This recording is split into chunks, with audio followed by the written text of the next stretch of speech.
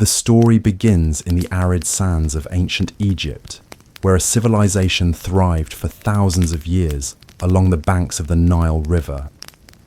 The Egyptians are renowned for their monumental achievements in architecture, religion, and art, but there's one aspect of their daily lives that remains relatively unknown to most: their love of beer. Beer was a staple of Egyptian life, consumed by nearly every class, from the royal families to the labourers who built the pyramids. But this was no ordinary drink. Ancient Egyptian beer was far from the crisp, fizzy lager we might think of today. It was thick, hearty, and often more akin to a porridge than a beverage. The Egyptians, in fact, did not brew beer from grains like wheat or barley alone. They used bread as the primary ingredient. Beer making in Egypt was an intricate process that involved both specialized knowledge and a deep understanding of fermentation. The first stage of this process began with the creation of bread. This bread was baked using a mixture of barley flour, water, and wild yeast, which was naturally present in the environment. The yeast would begin the fermentation process, turning the starches in the bread into sugars. Once baked, the bread would be crumbled into water, and the resulting mixture would be allowed to ferment further. In the cool shade of the baker's house, the smell of fermentation would fill the air. It was here that the magic of brewing took place. The mixture would slowly turn into a rudimentary but quite potent form of beer. The resulting drink was often consumed in large quantities and was considered to be both nutritious and vital for health. But it wasn't just the brewing process that fascinated the Egyptians. Beer had a sacred role in their society. It was used in religious ceremonies, offered to the gods as a sign of reverence, and consumed by priests who believed it brought them closer to the divine.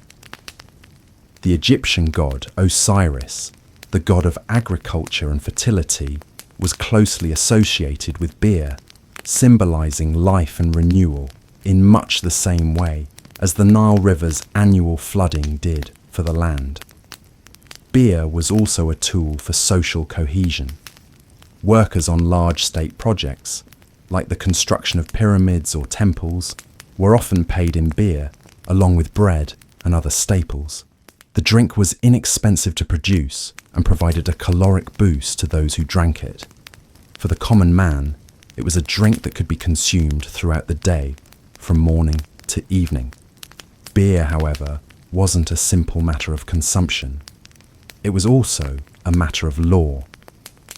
Archaeological evidence suggests that there were strict regulations surrounding the production and distribution of beer. The state had a monopoly on beer production and controlled its distribution to ensure that it was properly made and safe for consumption.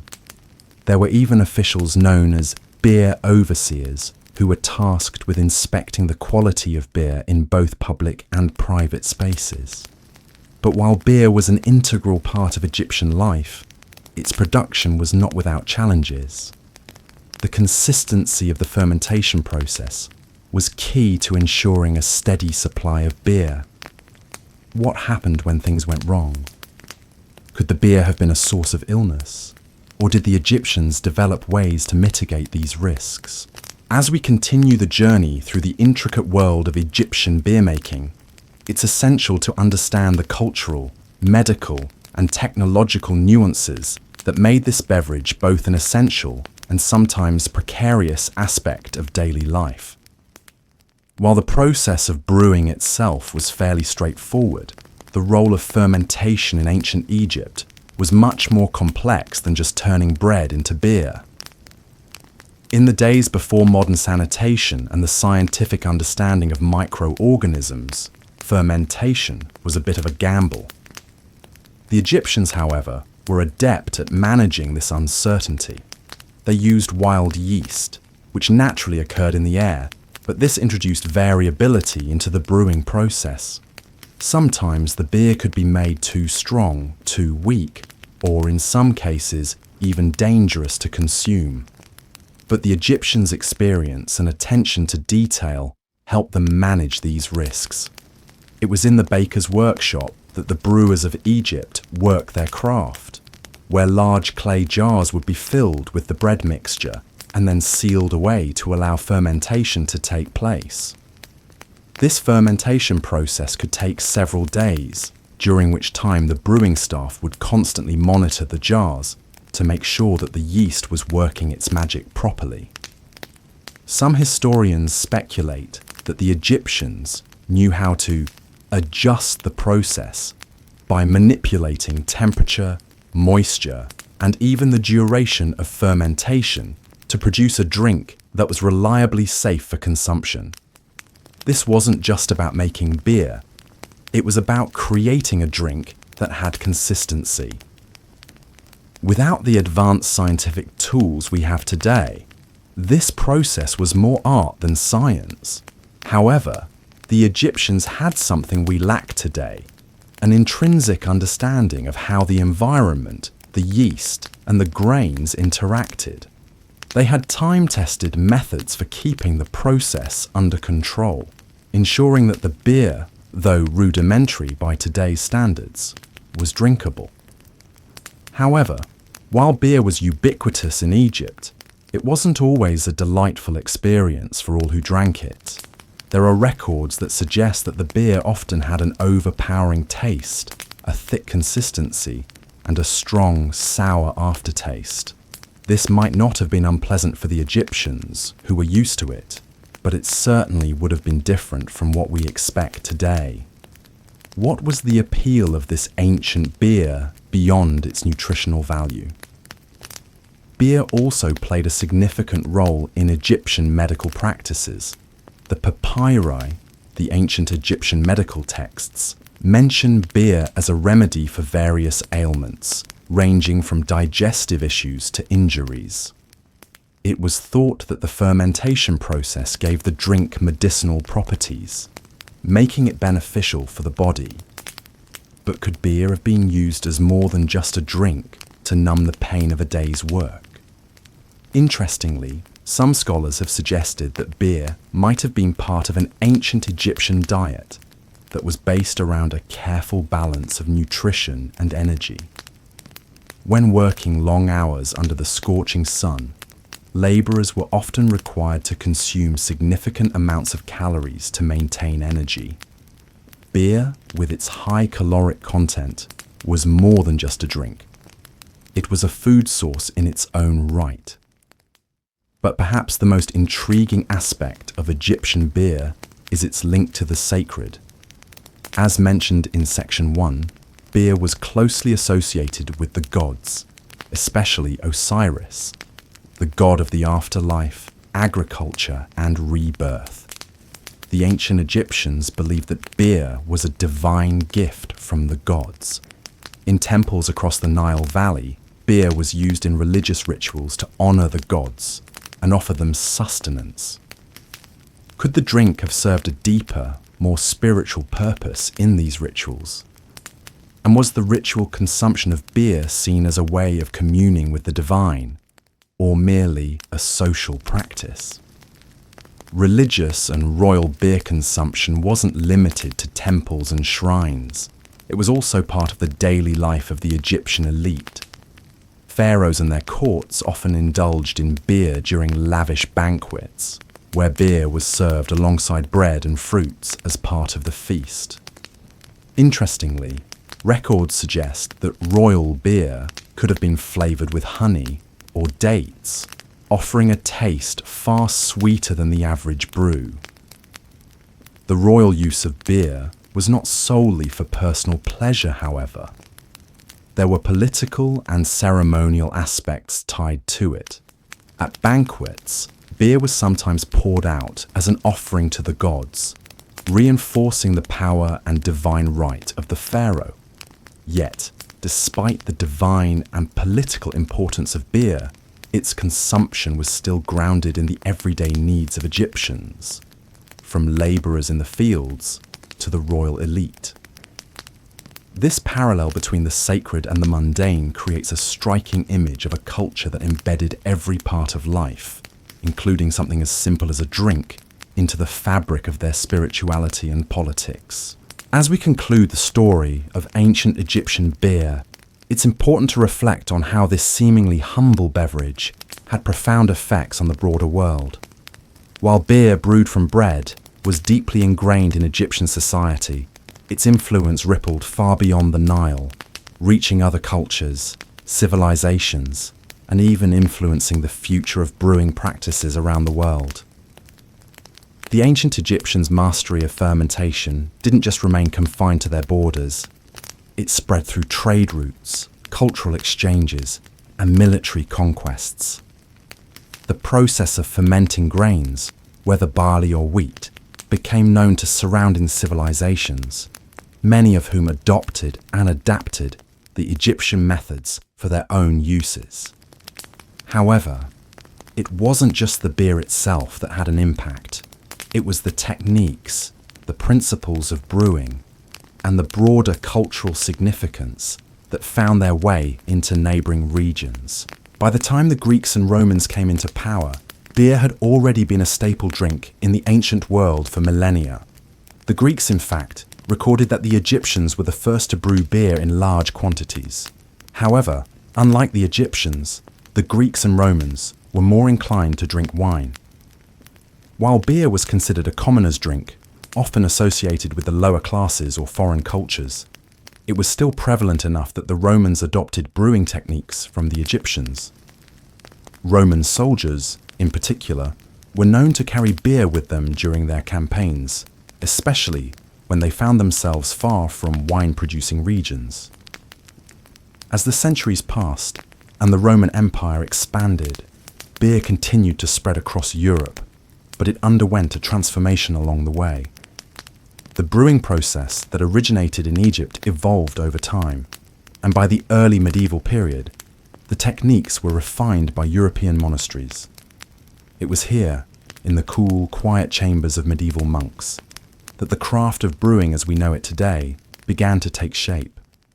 The monks developed a more advanced method of brewing that allowed them to produce beer with a clearer taste and a more consistent quality. They replaced bread as the main ingredient with barley and began experimenting with hops for flavouring. This development eventually led to the pale, crisp beers we recognise today. While the Egyptians had set the stage with their fermented bread beverage, it was these medieval brewers who turned beer into a sophisticated craft. Returning to Egypt, it is fascinating to consider how Egyptian beer influenced other aspects of life beyond simply quenching thirst. It became deeply woven into the social fabric. Beer, as we've seen, wasn't just for drinking, it was for sustaining labourers, offering a form of compensation, and maintaining political stability. There's something to be said about how something as basic as a drink can shape the economy of a civilization. Egyptian beer made up an essential part of the food rations given to workers who were building monumental structures like the pyramids. These workers, many of whom would spend their days hauling massive stones and carving the faces of gods, were sustained by beer. In a sense, this drink made the very construction of Egypt's legacy possible. But how did the Egyptians themselves view beer beyond its cultural, medical, and spiritual significance?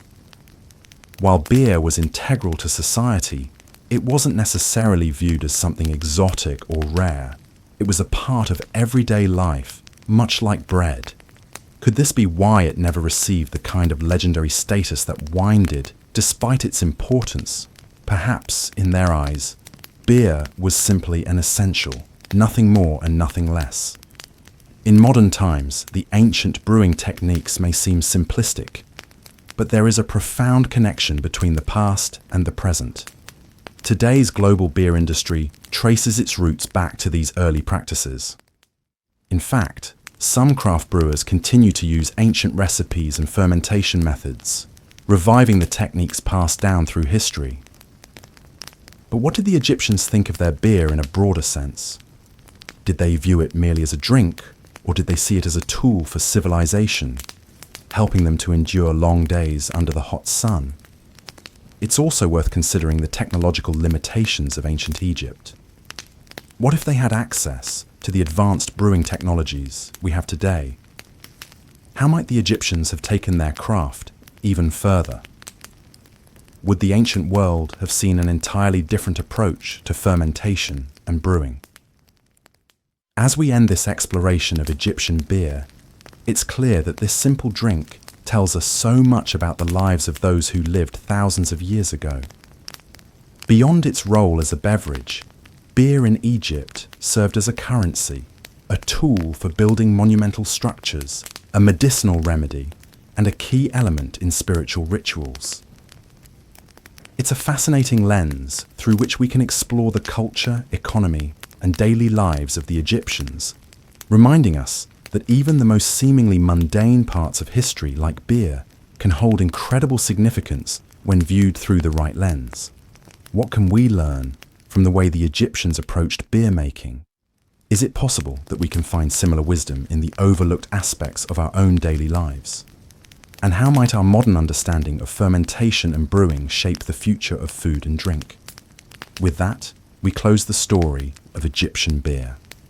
Would you like to continue with the next story, Medieval Monks and the Secrets of Herb Gardens? In the quiet, cloistered world of medieval monasteries, life was marked by routine, prayer, and an incredible relationship with nature. The monks living in these secluded enclaves were far more than pious figures. Many were also the keepers of knowledge, including the knowledge of plants, herbs, and the healing properties of the natural world. Among their many duties, one of the most fascinating was their role as gardeners, cultivating herb gardens that would not only sustain their monastic lives, but also shape the course of medieval medicine and agriculture.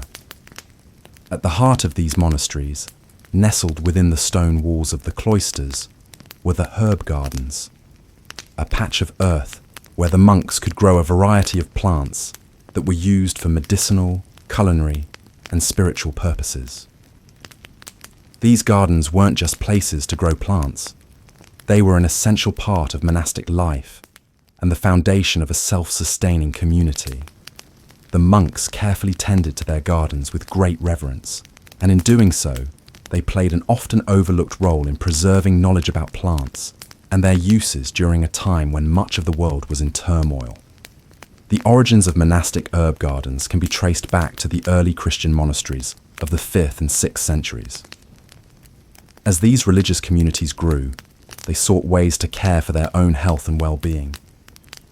In a time when medical knowledge was rudimentary at best, herbal remedies became an important part of daily life.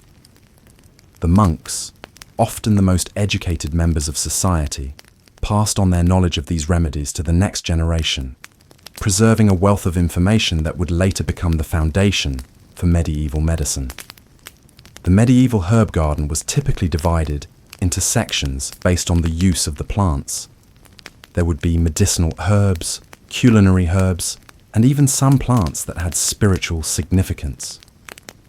It was not uncommon for these gardens to be designed in a way that reflected the order and discipline that was central to monastic life. Each garden bed would be meticulously planned, with plants arranged according to their properties and their uses. For example, medicinal herbs like sage, thyme, and rosemary might be planted together, while other sections might house plants like lavender, chamomile, and mint for their calming and healing properties. The act of cultivating these gardens wasn't just about practicalities, it was a way of showing devotion. For the monks, gardening was an act of reverence to God and the natural world He created.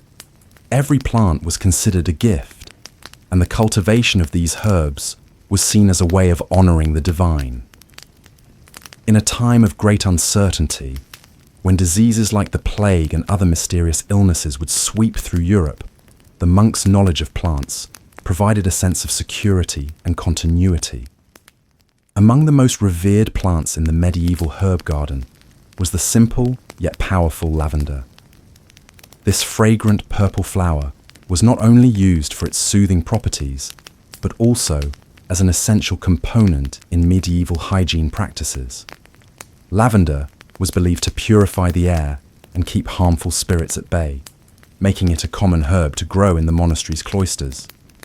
It was also used to treat ailments like headaches, anxiety, and insomnia, an interesting parallel to its calming role in modern aromatherapy. Another key plant was rosemary, which was considered to be a symbol of remembrance and faithfulness. In the gardens of the monasteries, it was said to be planted in memory of the Virgin Mary, who was often associated with the herb.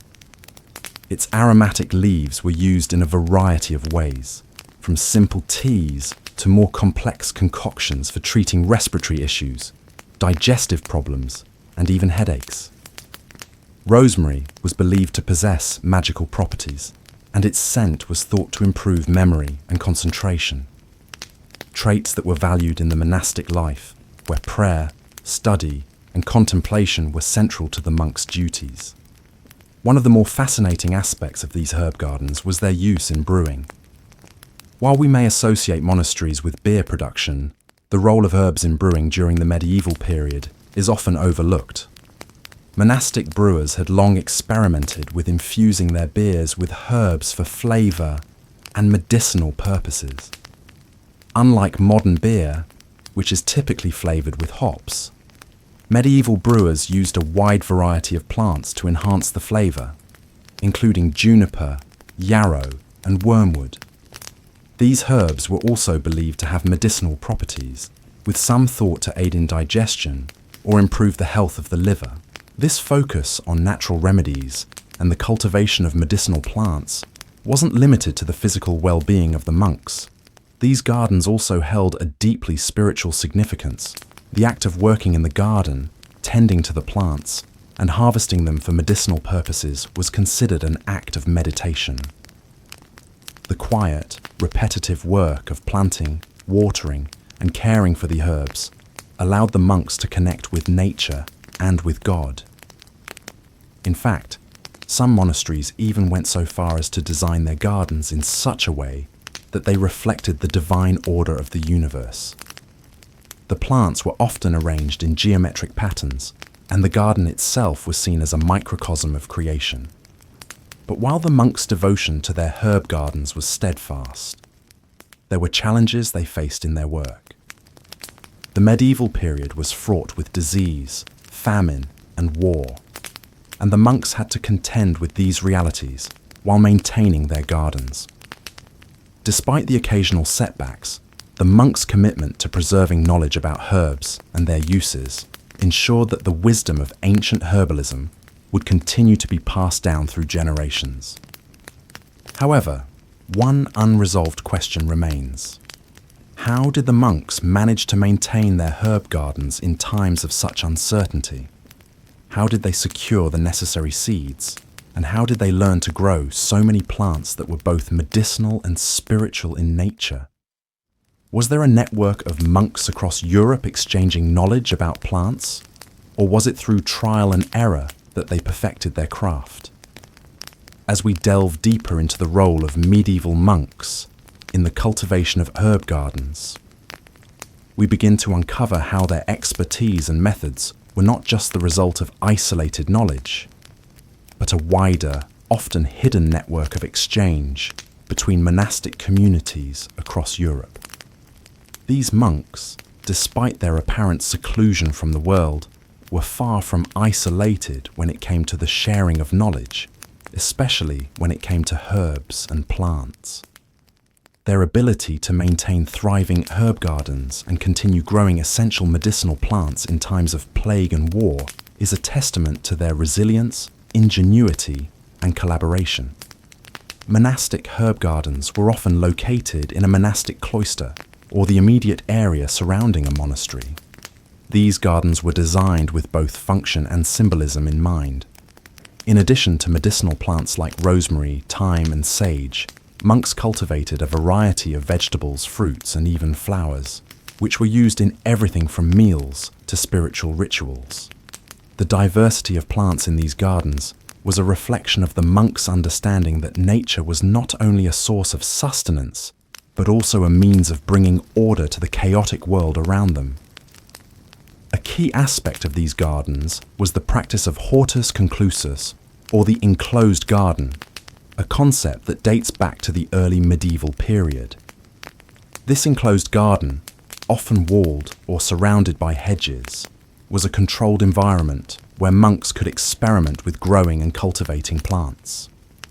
These gardens became a sort of living laboratory where monks observed plant growth, experimented with different techniques, and passed down their findings to future generations. The enclosed garden became symbolic of the monk's spiritual life too, an isolated, safe space for personal reflection, prayer, and study. However, despite the spiritual undertones, there was a very practical reason for the enclosed nature of these gardens: preservation. During times of war or societal collapse, these monastic herb gardens acted as secure sanctuaries where rare or endangered plants could be grown and stored. For example, after the fall of the Roman Empire and during the ensuing Dark Ages, much of Europe experienced a collapse of centralized governance and infrastructure. Knowledge of plant medicine, which had been passed down through generations, began to fade. Yet the monks, by maintaining their herb gardens, preserved crucial knowledge about plant species that would later contribute to the revival of herbalism in the Renaissance. One of the most intriguing aspects of these medieval herb gardens was their role in the development of a kind of herbal pharmacy. Monks not only grew plants for personal use, but also for the treatment of their local communities. In many cases, they served as the primary healers in the region, administering herbal remedies for everything from headaches to wounds, and even using certain plants as an early form of anesthesia. One of the most famous examples of this medicinal knowledge is the use of myrrh, frankincense, and hyssop, which were often used in combination to treat infections, wounds, and inflammation. The monks' devotion to these plants was driven not only by religious fervor, but also by necessity. The concept of healing through herbs was not based on any kind of structured medical system, but rather on an empirical understanding of what worked.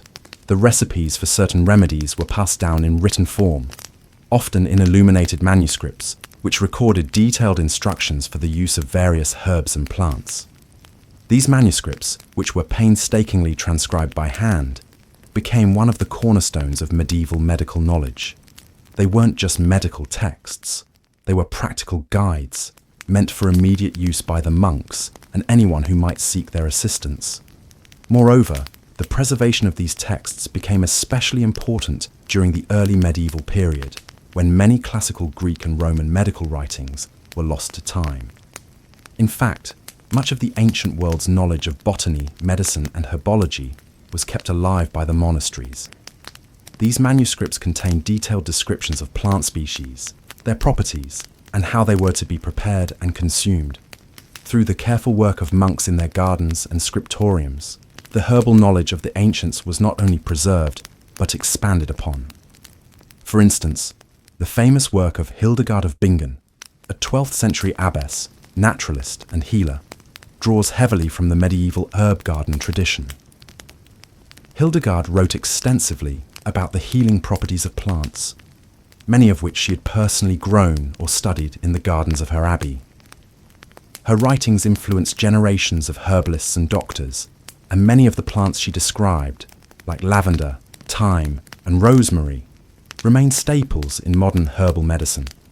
Through her and others like her, the legacy of the monastic herb garden was carried into the Renaissance, influencing early modern science and the eventual rise of botanical gardens across Europe. In the quieter corners of the monastery, these herbs were also a source of deep contemplation. The monks would often reflect on the symbolism behind the plants they cultivated. A simple herb like basil could represent the virtues of kindness, while lavender was often seen as a symbol of purity and holiness. The act of growing these plants wasn't just a physical endeavor, it was a spiritual one. Each plant had its own story, its own significance and its own purpose in the broader tapestry of monastic life. Despite the monks' devotion to herbalism and gardening, their knowledge was not universally embraced. Some local folk, who may not have shared the monks' religious convictions, viewed the monks' herbal practices with suspicion. Herbal remedies were often seen as a form of witchcraft, and there were moments in history when the monks' knowledge was threatened by superstition or fear. Yet the monks' role in preserving this knowledge was undeniable. As the feudal system gave way to more centralized governance and the Renaissance unfolded, the groundwork laid by these monastic gardeners became the bedrock for modern Western medicine. But a question still lingers. How did these monks manage to keep such knowledge intact when faced with both external pressures and internal conflicts? How did the monasteries navigate a world that seemed to view their practices with skepticism, yet still remain an invaluable source of healing? As we approach the conclusion of our exploration into the medieval monks' herb gardens, it's time to reflect on their lasting legacy and the complex role they played in shaping both the medical world and European society. These herb gardens were not simply about growing plants for medicinal use or religious symbolism. They were a core part of a larger cultural movement that preserved, revived, and advanced knowledge at a time when much of Europe was embroiled in political instability, religious conflict, and social upheaval. The monks' herb gardens acted as repositories of ancient knowledge. When the Western Roman Empire collapsed in the 5th century, much of the academic and scientific knowledge that had been built up over centuries was lost. Libraries were destroyed, scrolls were burned, and much of the cultural infrastructure of Europe crumbled. But within the monasteries, monks dedicated themselves to preserving whatever knowledge they could, including the knowledge of plants and their medicinal uses. This included copying manuscripts and treating diseases with herbal remedies, knowledge that would later be rediscovered during the Renaissance. One such plant that exemplified this ancient, intertwined history of preservation and healing is sage. Not only was sage revered for its healing properties, used for treating digestive issues, inflammation, and even as a memory aid, but it also became a symbol of the monk's intellectual and spiritual role in society. The word sage itself is derived from the Latin salvia, meaning to save or to heal. In a sense, these monks weren't just growing plants, they were preserving the very essence of knowledge that would heal the body and mind. Through their garden labor, they became the ultimate stewards of both health and wisdom, tending to not only the land, but the future of European civilization itself. The monasteries became beacons of knowledge in a Europe where knowledge was scarce. Through their work, monks preserved botanical and medicinal knowledge passed down from the Greeks and Romans, while also building upon this foundation with their own discoveries. When they weren't growing herbs, they were writing down everything they knew. The detailed manuscripts they created recorded the properties of the herbs they grew, the methods of preparing them, and the various treatments for ailments. These manuscripts eventually found their way into the hands of European scholars, physicians, and herbalists, who would further develop the medical field in the centuries to come. However, it wasn't just the medical knowledge of the monks that made them so crucial to European society. It was also their agricultural innovations. By the early medieval period, European agriculture had stagnated. The collapse of the Roman Empire had led to a decline in the use of advanced farming techniques. But monks, with their disciplined and methodical approach to life, developed agricultural practices that ensured a steady supply of both food and medicinal plants. They were often the first to introduce crop rotation, composting, and advanced irrigation techniques to the European countryside. These agricultural innovations allowed not only for the growth of essential food crops, but also for the preservation of vital medicinal plants. The monastic tradition of keeping detailed records and experimenting with different growing techniques also paved the way for the first European botanical gardens, which were established in the Renaissance. These gardens were directly inspired by the work of the monks, who had already established the idea of cultivating plants for study and medicinal use. The influence of monastic gardens can still be seen today in the layout of modern botanical gardens, which often include sections devoted to medicinal plants and herbs. As we consider the impact of these medieval monks, it's clear that their herb gardens were not simply tools for personal sustenance or ritual. They were, in many ways, the foundation of modern botany, pharmacy, and agriculture. Their work set the stage for the great medical advances of the Renaissance and beyond. But despite all the advancements they made, the question remains: what would have happened to European knowledge of medicinal plants if the monks hadn't taken on the monumental task of preserving it? Could this knowledge have been lost to time, as so much of the classical world's wisdom had been? One last fascinating aspect of the medieval monks' herb garden was the relationship between these gardens and the wider medieval European society. As isolated as many monasteries were, they were also integral to the local economy. The herbs they grew, the medicines they created, and the agricultural innovations they developed were shared with surrounding communities. In this sense, the monks didn't just work in isolation, they were part of a broader web of knowledge exchange. And, as we now understand, this exchange played a pivotal role in bringing about the eventual renaissance of scientific knowledge in Europe. Even though the monks' herb gardens were built to meet the spiritual and practical needs of their communities, they also became symbols of resilience in times of chaos. When plagues and wars ravaged Europe, when knowledge seemed to be slipping through the cracks of history, the monks continued to cultivate, preserve, and pass on their understanding of plants. They understood something crucial, that in the face of uncertainty, nature could be a guiding force. It could provide both comfort and cure. So, as we reflect on the lasting legacy of the medieval monks and their herb gardens, we must consider how something as simple as the cultivation of plants helped shape the course of history. In the quiet, contemplative moments of gardening, the monks held the key to a future that would witness the blossoming of new discoveries in medicine, science, and agriculture. Without their efforts, the knowledge of herbs and plants might have been lost to time. The birth of paper in ancient China. The process you've never heard of. In the early days of human civilization, knowledge was shared by word of mouth, carved into stone, and written on scrolls made from animal skins, papyrus, or clay.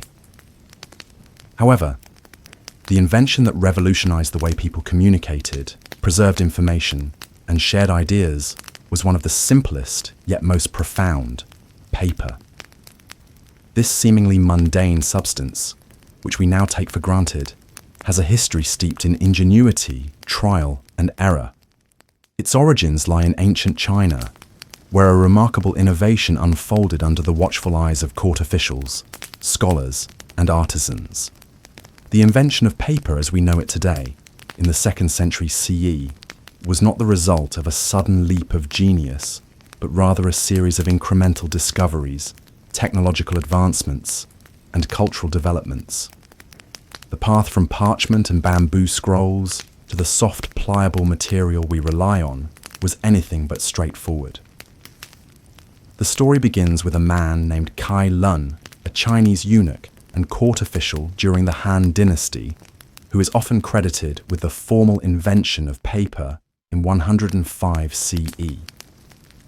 While the origins of paper can be traced back to earlier uses of plant fibers and silk, Kai Lun's contribution was the key to making paper mass-producible, versatile, and accessible for the wider world.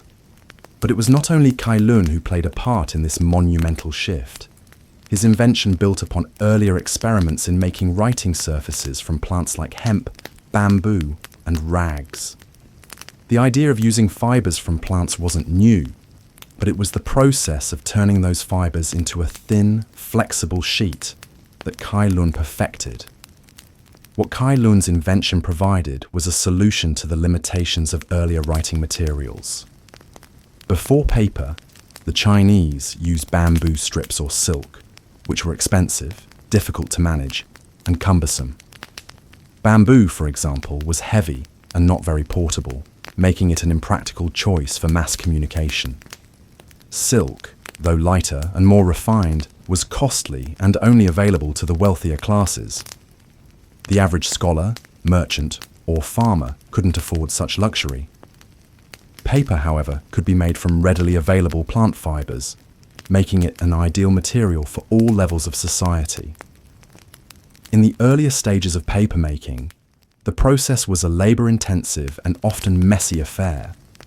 The primary ingredient was plant fibers, usually from bamboo, hemp, and later, rags or cotton.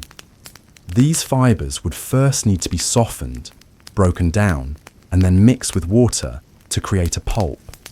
This pulp was then spread out over a frame, a technique that would later become the foundation for modern papermaking. The basic process involved several key steps. First, the fibers would be harvested from the chosen plant, such as bamboo or hemp. These fibers were then boiled in water and mixed with alkaline substances like lime to break down the fibers and soften them. The softened fibers would then be pounded with large mallets until they were finally broken apart, creating a pulp. This pulp was then suspended in water, and the next step was to spread it onto a flat surface using a wooden frame. This process created a thin, fibrous sheet, which was then dried and pressed. While the process seems simple today, in ancient China, it required precision, patience, and skill. One might imagine the scene in a paper workshop in the bustling cities of ancient China. The workshop would be filled with the rhythmic pounding of mallets as workers crushed fibers, the scent of boiling plants wafting through the air, and the sound of water rushing over wooden frames. The final product, though humble, would open up new possibilities for communication and record keeping. It's easy to overlook just how transformative this seemingly simple invention was for ancient society. Yet it's crucial to remember that paper wasn't just a medium for writing, it was a new way of thinking about knowledge and culture. However, the invention of paper wasn't an isolated event, it was part of a larger cultural shift.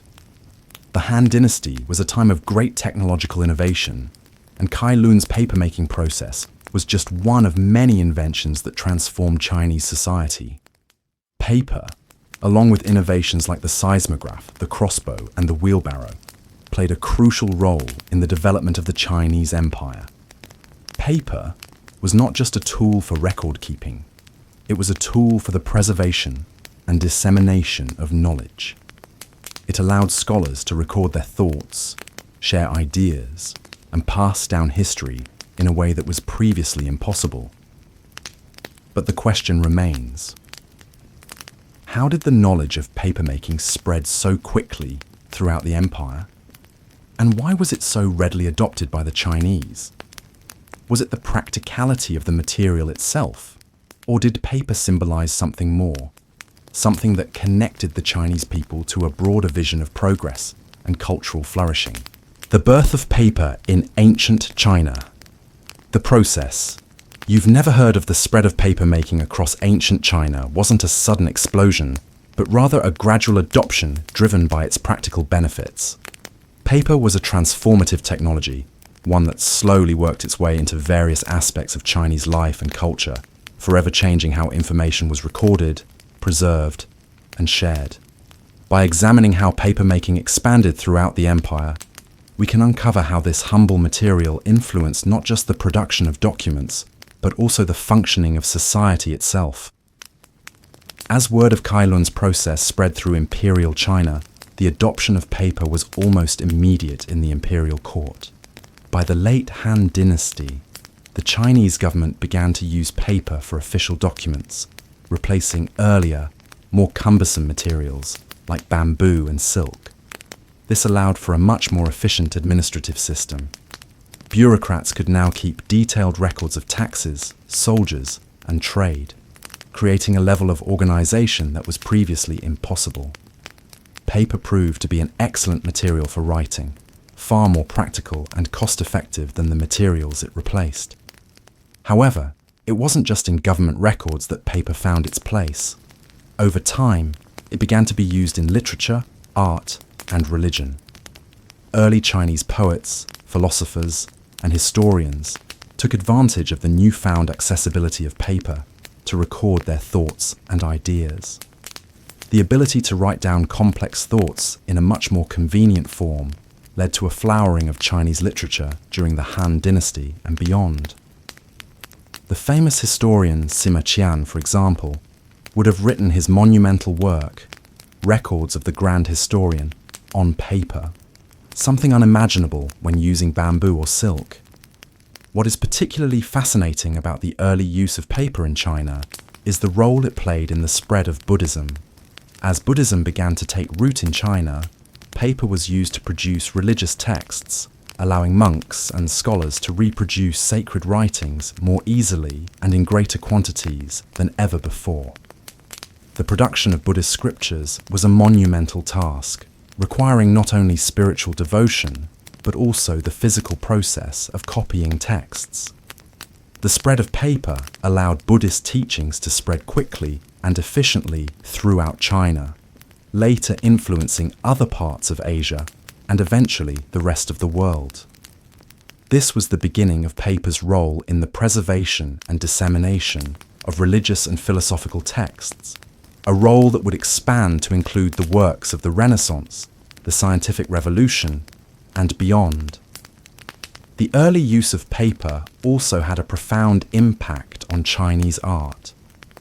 The soft, smooth surface of paper became a favored medium for calligraphy, which was an essential part of Chinese culture. The fluidity and expressiveness of brushwork were better captured on paper than on the rigid surfaces of bamboo or silk. Over time, paper became integral to Chinese painting as well, as artists experimented with water-based inks and pigments on paper's porous surface. This allowed for new forms of artistic expression, where colour and form could blend more easily, and where fine details could be more delicately rendered. The famous landscape paintings of the Tang and Song dynasties would have been unimaginable without the widespread availability of paper. But the benefits of paper were not just seen within the confines of Chinese society. As paper-making technology spread beyond China's borders, it began to have a transformative effect on the world. This spread of paper was a slow process, but one that had profound consequences. The first recorded evidence of paper outside China comes from the 8th century, when the Tang dynasty's trading networks brought paper to Central Asia. From there, the technology gradually made its way westward, spreading along the Silk Road. It was not until the 10th century that papermaking reached the Islamic world, where it was quickly embraced. The Islamic world, in particular, played a pivotal role in refining and spreading papermaking. The first paper mills outside of China were established in Baghdad, where Islamic scholars saw the potential of paper for preserving and sharing knowledge. They used it to produce everything from religious texts to scientific works, and their contributions were vital in shaping the intellectual foundations of the Renaissance. The Islamic world's role in the diffusion of paper also illustrates the global reach of this Chinese invention. In Europe, the impact of paper was equally revolutionary. The first European paper mills were established in Spain during the 11th century, though they didn't gain widespread use until the 13th century. Before paper, European societies relied on parchment made from animal skins or vellum, which were expensive and limited in supply. The introduction of paper significantly lowered the cost of writing materials. The birth of paper in ancient China. The process you've never heard of. As we approach the final part of the story of paper's invention and spread across the world, it's essential to reflect on its transformation from a humble material into one of the most powerful catalysts for human progress. The birth of paper in ancient China did not just mark the beginning of a new medium for writing. It marked the beginning of a new age of communication, record keeping, and knowledge dissemination that would shape civilizations for centuries to come. By the 9th century, the art of papermaking was firmly established in the Islamic world, and its use spread rapidly across the Mediterranean. As we've seen, the Islamic world embraced paper with remarkable enthusiasm. This was partly due to the need for a medium to record the rapidly growing body of knowledge in science, philosophy, and religion. The translation movement of the Islamic Golden Age, where works from Greek, Persian, and Indian scholars were translated into Arabic, would have been nearly impossible without the mass production of paper. The Islamic world's contribution was not only in preserving knowledge, but also in advancing it. Paper became a tool for intellectual growth. Scholars in Baghdad, Damascus, and Cairo used it to record their mathematical theories, medical discoveries, and astronomical observations. By the 12th century, paper mills were established across the Islamic world, and this innovation laid the groundwork for the eventual spread of paper into Europe. In Europe, the spread of paper took longer, but was just as transformative. By the 12th and 13th centuries, paper began to replace parchment and vellum in European universities, monasteries, and courts. For centuries, parchment had been the preferred writing material in Europe, but it was costly, labor-intensive to produce, and not as durable as paper. The introduction of paper allowed for the widespread production of books, documents, and even currency, revolutionizing everything from scholarship to administration. It's difficult to overstate how important this was, for without the invention of paper, the printing press, another revolutionary invention, would never have taken off. The printing press, which emerged in the 15th century, was built upon the foundation laid by paper. When Johann Gutenberg invented the movable type printing press around 1440, the press allowed books to be mass-produced. This democratized access to knowledge, making books and literature available to a much broader audience than ever before. With the availability of books in vernacular languages, literacy rates increased, and ideas that had once been confined to the elite began to spread to the common people. It was the availability of paper that made this possible. The very material that had originated in ancient China now sparked the transformation of Europe. The spread of paper also had a profound impact on global trade and communication. The availability of paper allowed for the creation of paper currency, which made trade more efficient. This shift away from metal coins to paper money began in China during the Tang dynasty and was perfected during the Yuan dynasty. By the 13th century, the Mongol Empire had adopted paper currency, and this method spread throughout Asia, the Middle East, and eventually Europe. In fact, Marco Polo, during his travels to the Mongol court, famously remarked on the Mongols' use of paper money as one of the most remarkable aspects of their empire. The introduction of paper currency helped facilitate long-distance trade along the Silk Road and beyond. Despite its transformation into a tool of commerce, religion, and science, paper has not always been an unmitigated success. Over time, its production and use have had unintended consequences. In the West, the mass production of paper during the Renaissance and later periods led to the rise of large-scale publishing, creating an explosion of information and ideas. While this facilitated the spread of knowledge, it also led to the proliferation of misinformation, pamphlets, and political propaganda. The printing press, for all its benefits, became a tool for both enlightenment and manipulation. Looking back at the journey of paper, from its origins in the Han Dynasty to its global impact, we can't help but marvel at its role in shaping human history. The invention of paper wasn't just about creating a writing surface, it was about creating a vehicle for the exchange of ideas, for the preservation of knowledge, and for the building of a connected world. The simplicity of a sheet of paper belies its importance.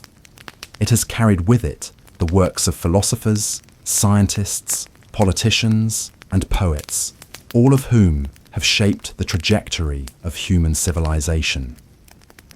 Yet, as we think about the incredible journey of paper, we are left with one lingering question. How much of the world's progress was made possible by something as simple as every day? The quiet resilience of 16th century Japanese tea masters. In the peaceful tea rooms of 16th century Japan, a simple yet profound cultural practice was unfolding, one that would transform not only the way people drank tea, but the very way they viewed life itself. The Japanese tea ceremony, or chanoyu, became a pivotal part of the nation's social and spiritual fabric, offering a space of quiet reflection in the midst of the political turmoil, social change, and conflict that characterized the era. The story of the Japanese tea ceremony begins not with the invention of tea, but with a group of exceptional individuals who would redefine it, tea masters. These men were not simply skilled at making tea. They were philosophers, aesthetes, and spiritual guides, seeking to find deeper meaning in a practice that seemed, on the surface, quite simple: the preparation and consumption of tea.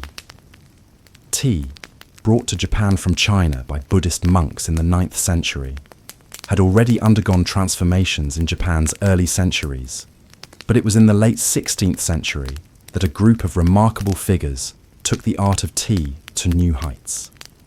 One such figure was Sen no Rikyu, perhaps the most famous and influential of all tea masters. Rikyu's approach to tea was revolutionary. Where earlier tea ceremonies had been grand affairs, filled with elaborate rituals and luxurious surroundings, Rikyu emphasized simplicity, austerity, and humility. His philosophy centered around the concept of wabi-sabi, the appreciation of imperfection and transience, which would come to define the Japanese aesthetic for centuries to come. In Rikyu's hands, the tea ceremony was transformed from a lavish social event into a meditative ritual.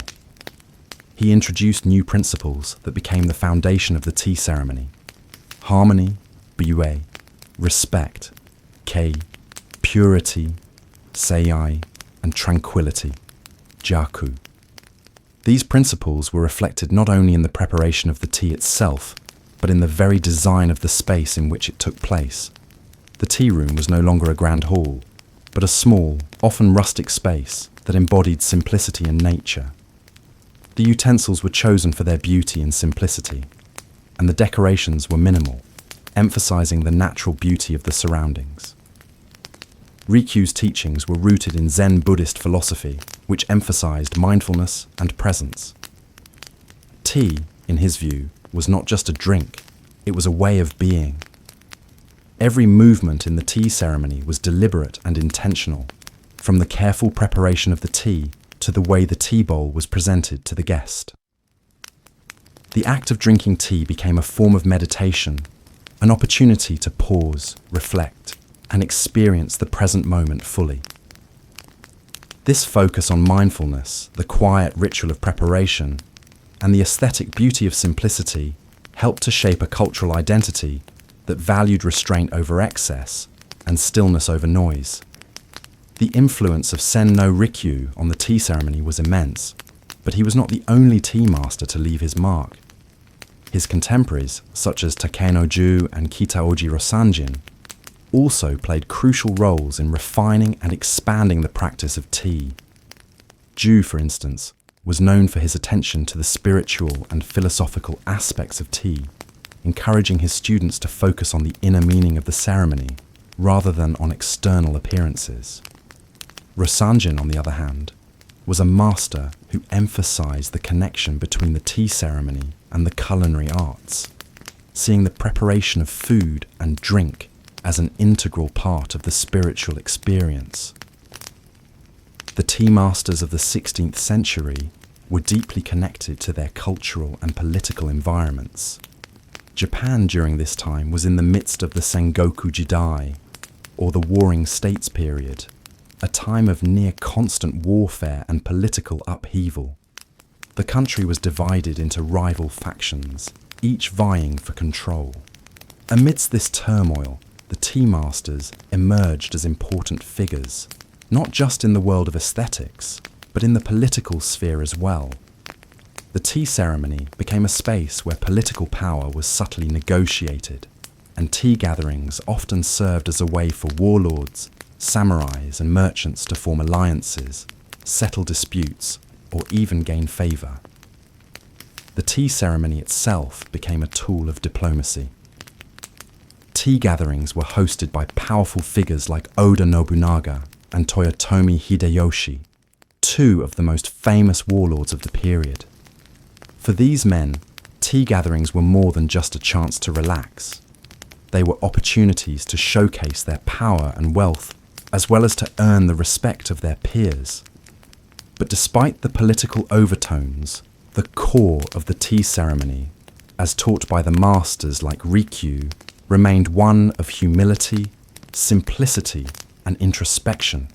The ceremony was a quiet space where even the most powerful individuals could shed their outward roles and connect on a human level, transcending the chaos of their world.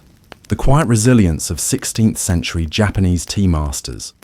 As the tea ceremony continued to develop in the 16th century, it became an integral part of Japan's cultural landscape, reflecting the tension between political power and spiritual practice. In the context of the Sengoku Jidai, the Warring States period, tea masters like Sen-no Rikyū navigated a complex terrain, balancing their role as spiritual guides with their status as political advisors and influencers. The tea ceremony, once a humble ritual, had transformed into a space of diplomacy, refinement, and even power. One of the most significant aspects of this transformation was the role tea gatherings played in forging alliances and solidifying power. Tea ceremonies were not just about sharing tea. They were about the shared experience of ritual and the subtle display of status and respect. Rikyū, for example, understood that the art of tea was as much about unspoken communication as it was about the preparation of tea itself. His carefully crafted tea gatherings were spaces where powerful samurais and warlords could negotiate, settle disputes, and express their loyalty or ambition in ways that were often more nuanced than traditional political meetings. The seemingly simple act of sipping tea together created bonds that transcended the politics of the battlefield. The tension between the ritualistic, spiritual nature of the tea ceremony and its role as a tool for political maneuvering is most vividly exemplified in the relationship between Sen-no Rikyū and Toyotomi Hideyoshi, one of Japan's most powerful warlords. Hideyoshi, who had risen from humble beginnings to become the de facto ruler of Japan, was deeply fascinated by the tea ceremony. He understood the power that tea could hold, not just in terms of politics, but as a way of signaling refinement and culture in an era dominated by warfare. Tea, for Hideyoshi, was a means of legitimizing his power and appealing to the elite. Rikyū, as a tea master, found himself at the center of Hideyoshi's court. The warlord often sought his guidance, admiring Rikyū's deep understanding of the ceremony and its spiritual significance. However, despite this admiration, their relationship grew strained over time. Hideyoshi's desire for grandeur and his increasing need to project his power conflicted with Rikyū's philosophy of simplicity and humility. Hideyoshi, ever the ambitious leader, sought to elevate tea ceremonies into grand spectacles, lavish affairs filled with ornate cups, elaborate decorations, and extravagant gestures. He wanted the ceremony to reflect the majesty of his rule. But Rikyū, ever the purist, rejected such ostentation. He believed that true beauty lay in simplicity, in imperfection, in the quiet elegance of the tea room. He felt that Hideyoshi's attempts to turn tea into a display of wealth and power contradicted the very essence of the practice. This ideological conflict came to a head in the late 16th century. Hideyoshi, in his quest for control, demanded more from Rikyū, who refused to compromise his values. Ultimately, in 1591, Hideyoshi ordered Rikyū to commit seppuku, a form of ritual suicide. Rikyu's death was a tragic end to a life that had deeply influenced Japanese culture, but it also served as a poignant reminder of the quiet resilience of the tea masters. Despite his death, Rikyu's teachings lived on, and his influence on the tea ceremony was so profound that it transcended his physical presence. His philosophy of simplicity, humility, and mindfulness became the core of the Japanese tea tradition, and it continues to resonate to this day. The relationship between Rikyu and Hideyoshi offers a compelling look at the intersection of art, power, and philosophy in 16th century Japan. It also raises a central question. How did tea, a practice rooted in humility and meditation, become entangled in the politics of the day? What did the tea ceremony reveal about the society that practiced it? And how did it reflect the contradictions within that society? Even in the face of such tension, the tea masters remained steadfast in their commitment to their art. The tea ceremony was a space of refuge for both the common man and the warrior, offering a moment of peace amidst the chaos of political strife. The resilience of the tea masters lay not just in their ability to navigate political dynamics, but in their unwavering dedication to the deeper spiritual purpose of the ceremony. Despite the pressures they faced, they continued to emphasize the quiet, meditative nature of tea, a space for reflection, presence, and connection. This commitment to a deeper spiritual meaning of tea is evident in the lasting legacy of Rikyu's teachings. His concept of wabi-sabi, the appreciation of the beauty in imperfection, became a cornerstone of Japanese aesthetics. It was a philosophy that found beauty in simplicity, in the transience of life, and in the quiet moments of everyday existence. The quiet resilience of 16th century Japanese tea masters. The death of Senno Rikyu in 1591 marked a pivotal moment in the history of the Japanese tea ceremony. While the political forces of the time tried to claim the practice for their own ends, Rikyu's philosophical vision of tea, rooted in simplicity, humility, and spiritual depth, could not be erased. Despite his tragic end, his legacy lived on through his disciples, and the core principles of wabi-sabi, the appreciation of beauty in imperfection, remained central to the practice of tea. The ritual of tea would continue to evolve, adapting to changing political and social circumstances, but the quiet resilience of Rikyu's philosophy ensured that the deeper spiritual purpose of the tea ceremony endured. After Rikyu's death, Hideyoshi's influence continued to shape the tea world.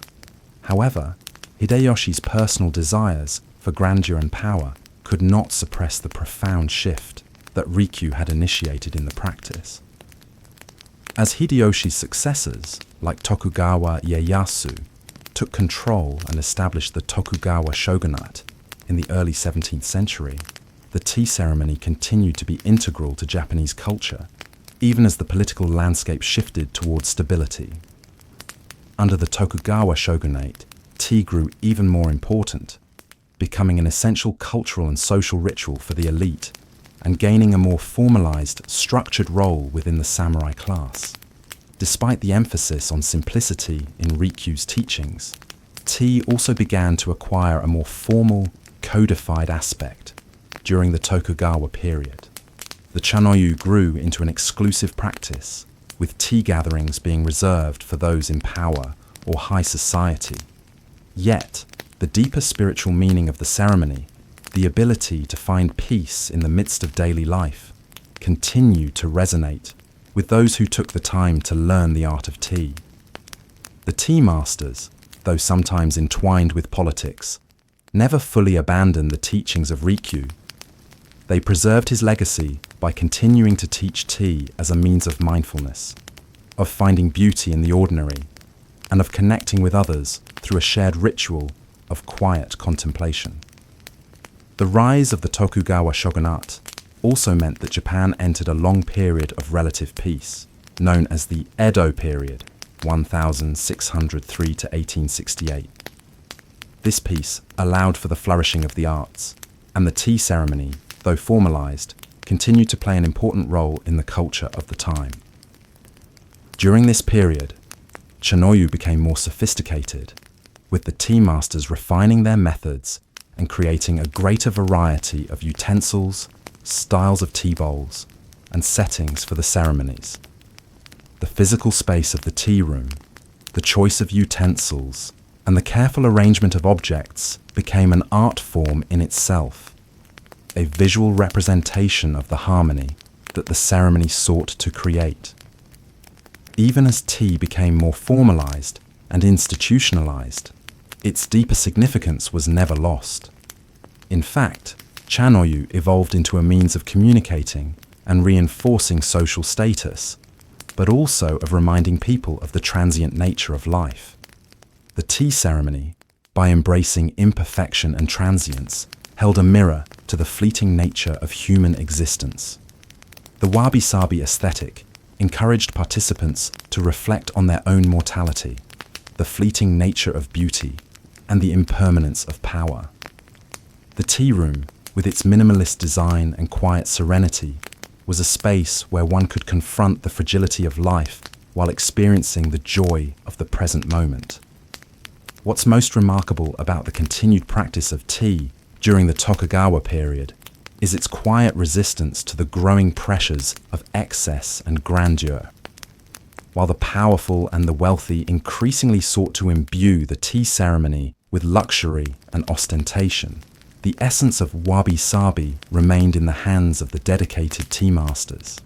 They continued to emphasize the beauty of simplicity, the quiet grace of the ceremony, and the inner peace that could be achieved through mindful practice.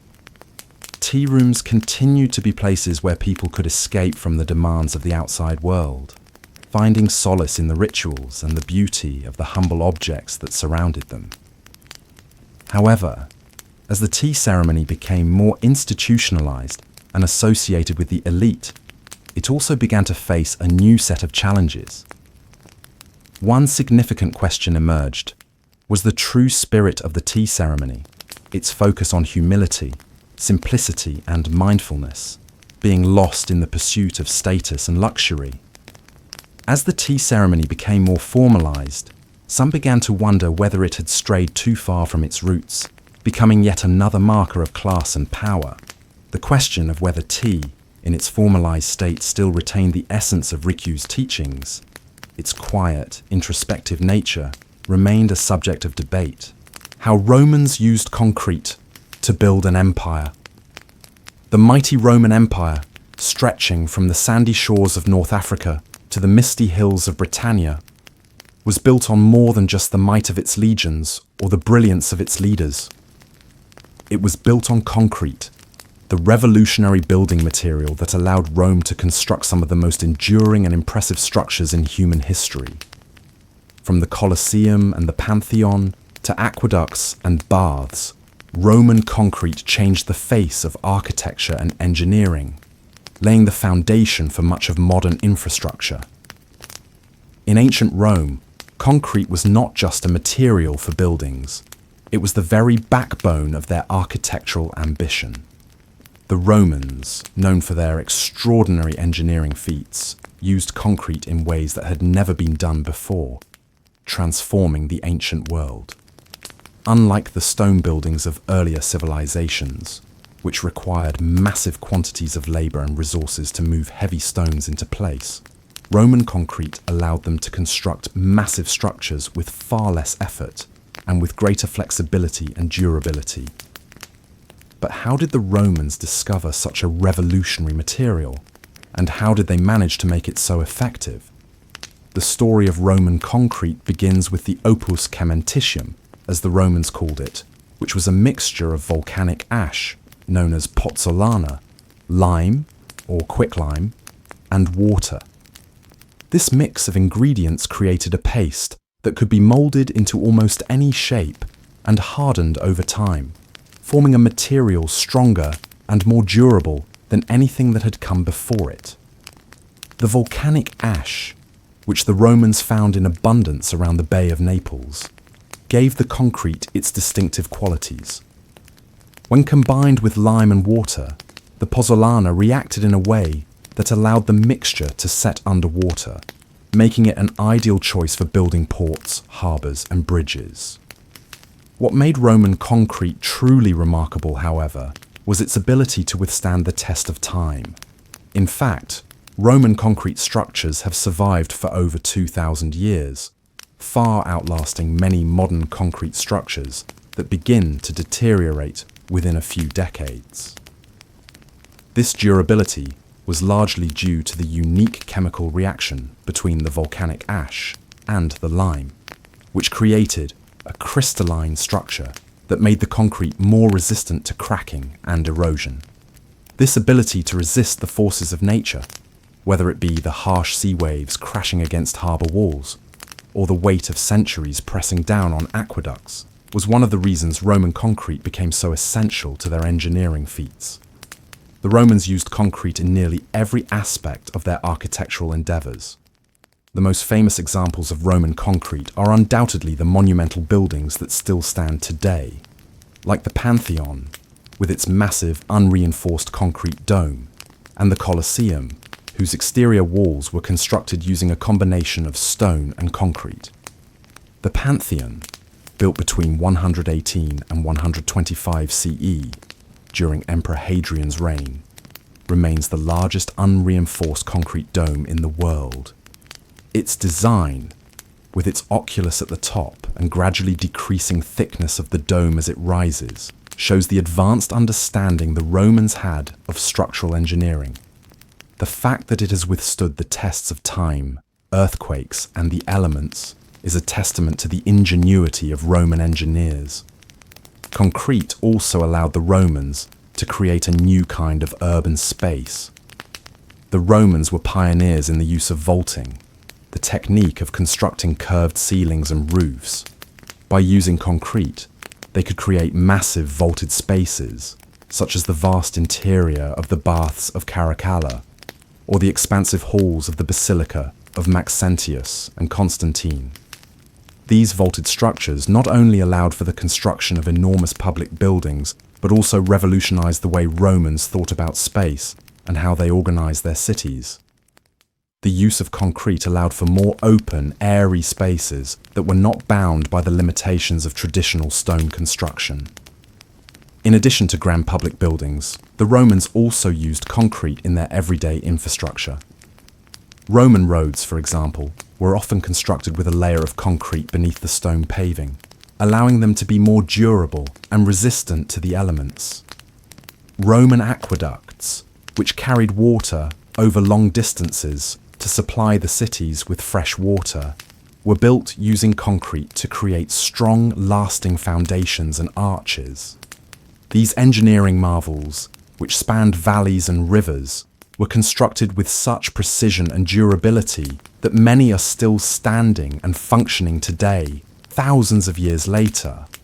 However, while the Romans understood the practical uses of concrete, their mastery of the material went beyond mere functionality.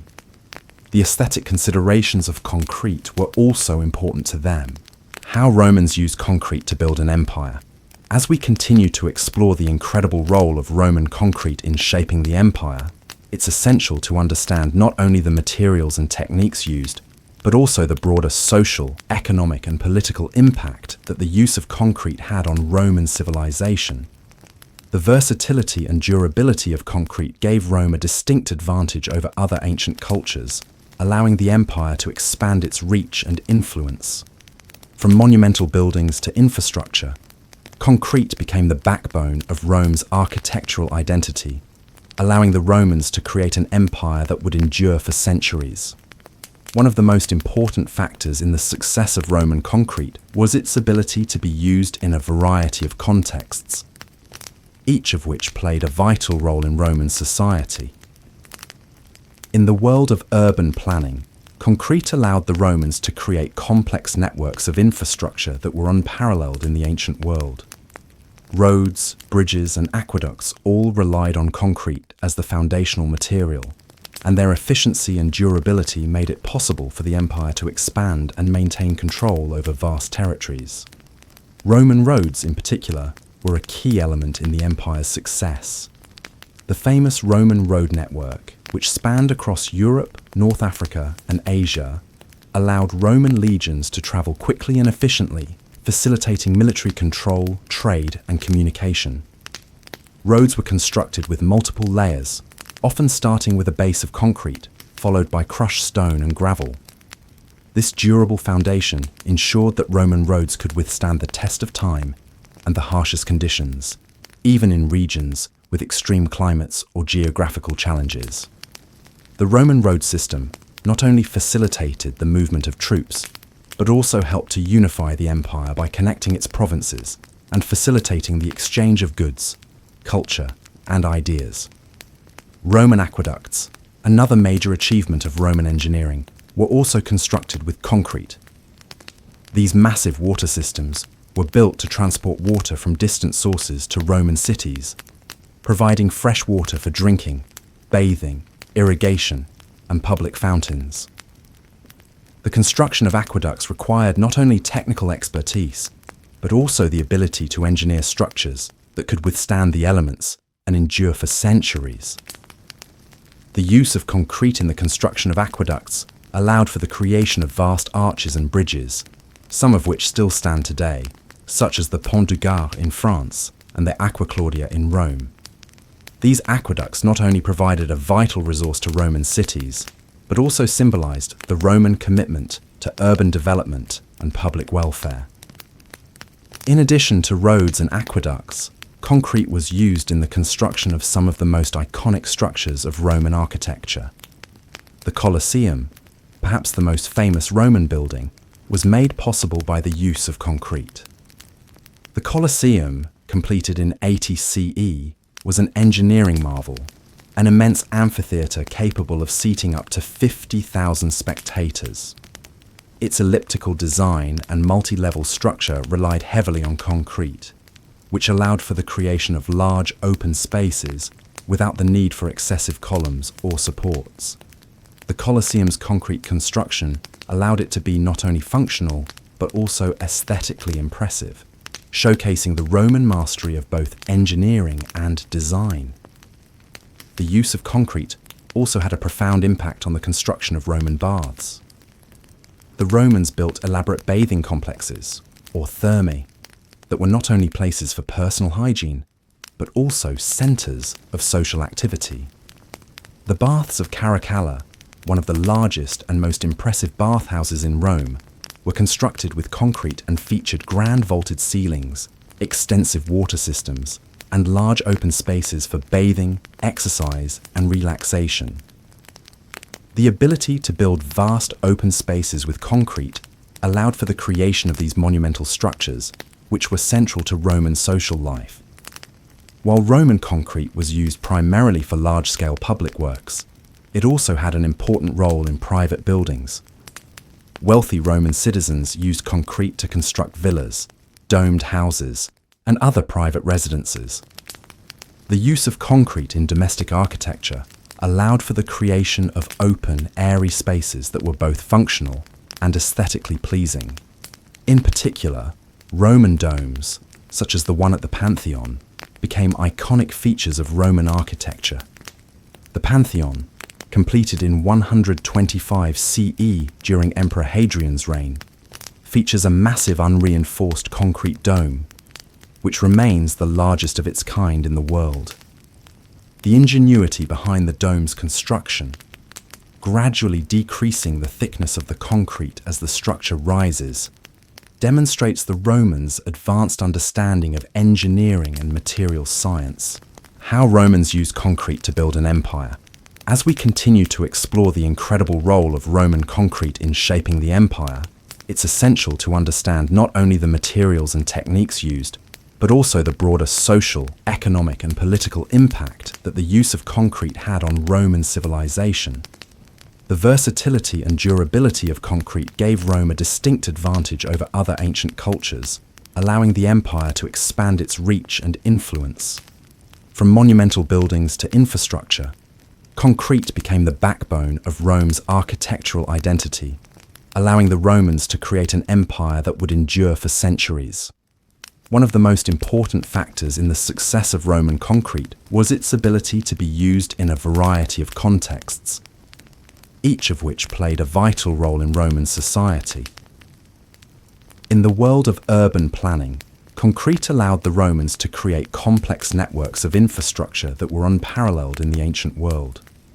Roads, bridges, and aqueducts all relied on concrete as the foundational material, and their efficiency and durability made it possible for the empire to expand and maintain control over vast territories. Roman roads, in particular, were a key element in the empire's success. The famous Roman road network, which spanned across Europe, North Africa, and Asia, allowed Roman legions to travel quickly and efficiently, facilitating military control, trade, and communication. Roads were constructed with multiple layers, often starting with a base of concrete, followed by crushed stone and gravel. This durable foundation ensured that Roman roads could withstand the test of time and the harshest conditions, even in regions with extreme climates or geographical challenges. The Roman road system not only facilitated the movement of troops, but also helped to unify the empire by connecting its provinces and facilitating the exchange of goods, culture, and ideas. Roman aqueducts, another major achievement of Roman engineering, were also constructed with concrete. These massive water systems were built to transport water from distant sources to Roman cities, providing fresh water for drinking, bathing, irrigation, and public fountains. The construction of aqueducts required not only technical expertise, but also the ability to engineer structures that could withstand the elements and endure for centuries. The use of concrete in the construction of aqueducts allowed for the creation of vast arches and bridges, some of which still stand today, such as the Pont du Gard in France and the Aqua Claudia in Rome. These aqueducts not only provided a vital resource to Roman cities, but also symbolized the Roman commitment to urban development and public welfare. In addition to roads and aqueducts, concrete was used in the construction of some of the most iconic structures of Roman architecture. The Colosseum, perhaps the most famous Roman building, was made possible by the use of concrete. The Colosseum, completed in 80 CE, was an engineering marvel, an immense amphitheatre capable of seating up to 50,000 spectators. Its elliptical design and multi-level structure relied heavily on concrete, which allowed for the creation of large open spaces without the need for excessive columns or supports.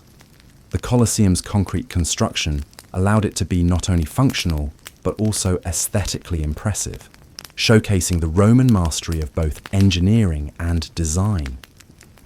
The use of concrete also had a profound impact on the construction of Roman baths. The Romans built elaborate bathing complexes, or thermae, that were not only places for personal hygiene, but also centres of social activity. The baths of Caracalla, one of the largest and most impressive bathhouses in Rome, were constructed with concrete and featured grand vaulted ceilings, extensive water systems, and large open spaces for bathing, exercise, and relaxation. The ability to build vast open spaces with concrete allowed for the creation of these monumental structures, which were central to Roman social life. While Roman concrete was used primarily for large-scale public works, it also had an important role in private buildings.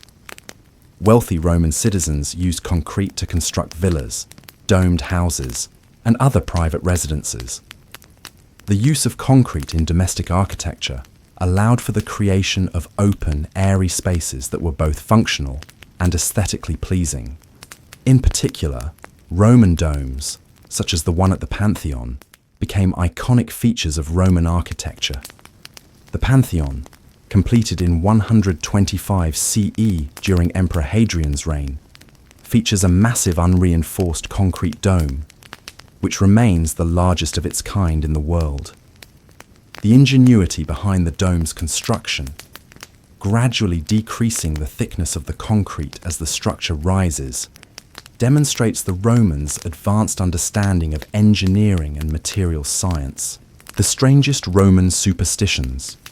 You never heard of ancient Rome was a civilization deeply rooted in tradition, religion, and the unseen forces that influence daily life. While their achievements in engineering, politics, and culture are often celebrated, the Romans were also a people who lived with a sense of constant uncertainty. This uncertainty was not only due to the vagaries of nature, such as the threat of famine or war, but also to a profound belief in the supernatural forces that governed every aspect of existence. To navigate this unseen world, the Romans turned to an elaborate system of omens, rituals, and superstitions. Superstitions in ancient Rome were not merely idle fears, they were deeply embedded in the cultural fabric. The Romans believed that their fate was closely tied to the will of the gods, and that a single misstep or neglect of a ritual could result in divine retribution. As such, the superstitions of the Roman world shaped everything from politics and warfare to the most mundane aspects of daily life, like eating, sleeping, and even walking down the street. One of the most curious and pervasive superstitions in ancient Rome was the belief in the power of the auspices, or omens. These signs were seen as messages from the gods, and they could come in many forms. The most common auspices were the observations of birds, especially the flight patterns of certain birds, which were thought to communicate the god's will. Roman augurs, priests tasked with interpreting these signs, would carefully observe the direction in which birds flew, their behavior, and even the sounds they made. A bird flying to the left, for example, could indicate a bad omen, while one flying to the right signified good fortune. But the reliance on birds wasn't the only superstition that governed Roman life. Another fascinating belief centered around the idea of lucky and unlucky days. Much like modern astrology, the Romans had a detailed system of determining which days were favorable or unfavorable for certain activities. The Romans kept close track of the calendar, and on specific days, known as dies fasti, it was considered auspicious to engage in public or political activities, such as holding meetings or making important decisions. Conversely, on dies nefasti, which were days marked as unlucky, it was best to avoid making any important moves. Even going to war was not just a matter of strategy. It had to be done on the right day, and if a Roman general ignored the celestial signs and embarked on a campaign on an ill-omened day, the consequences could be disastrous. Equally curious were the superstitions surrounding Roman homes. The Romans believed that their houses, or domus, were inhabited not only by their family, but also by a number of spirits and deities. The lares and penates were household gods that protected the family and home. To ensure their protection, Romans would perform daily rituals, offering food and drink to these spirits. But there were also specific superstitions tied to the physical aspects of the house. For example, it was considered bad luck to build a door that faced directly east, as it was believed that the rising sun would bring misfortune. Similarly, mirrors were often avoided in Roman homes, as they were thought to reflect not only one's image, but also evil spirits. In the realm of personal conduct, Romans had an abundance of superstitions that governed everyday behavior. One of the most common was the belief in the power of gestures and the meaning behind certain hand movements. For example, the fig gesture, where one would thrust the thumb between the index and middle fingers, was considered a powerful symbol of protection against the evil eye. This gesture was often made in situations of potential misfortune or when encountering someone who was believed to have ill intentions. The Romans also believed that the left side was inherently unlucky. To this day, the word sinister, meaning evil or harmful, is derived from the Latin word for left, and the Romans often made a point of favouring the right side in rituals, public events, and even when choosing the side of the body on which to begin a task. Rituals involving luck and protection were pervasive throughout Roman society, and even the daily act of eating could be fraught with superstition. Romans believed that the first bite of any meal was a sacred act, offering thanks to the gods for the food. However, certain foods were considered to be inherently unlucky. For instance, the Romans believed that eating eggs on certain days could bring bad luck, as eggs were seen as symbolic of death and decay. Meanwhile, fish were associated with good fortune and were often served at feasts to ensure that the guests would experience prosperity in the year to come. The strangest Roman superstitions you never heard of.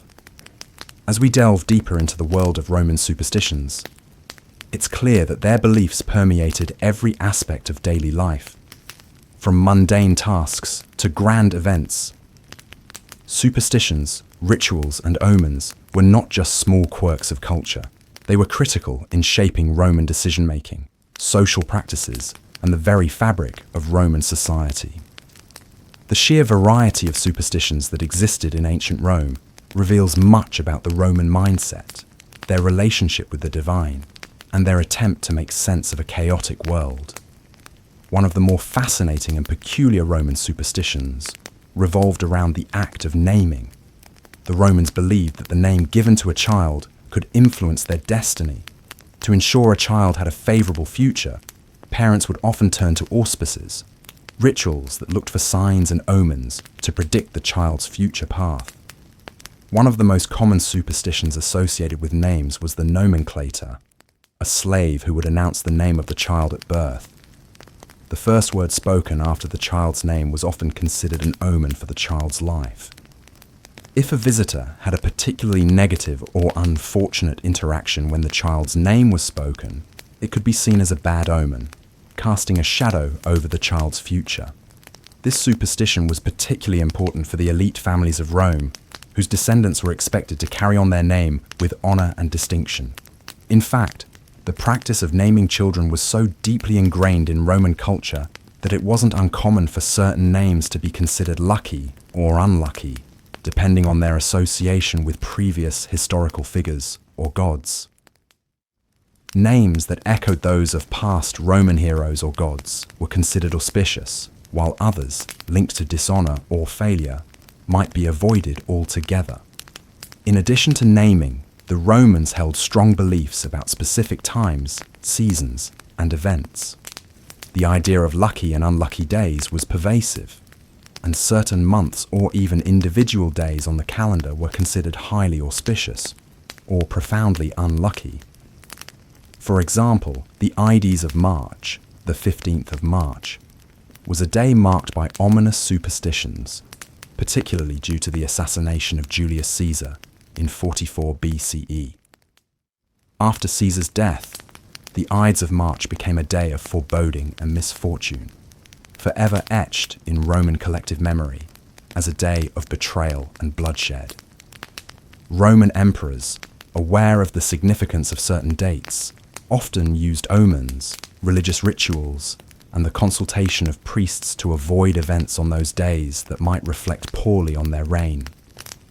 Rituals around death were also surrounded by superstition, as the Romans believed that the spirits of the dead had a profound impact on the living. The concept of the manes, the spirits of ancestors, was central to Roman religious practices. It was said that the manes could either protect the living or bring about misfortune, depending on how they were treated after death.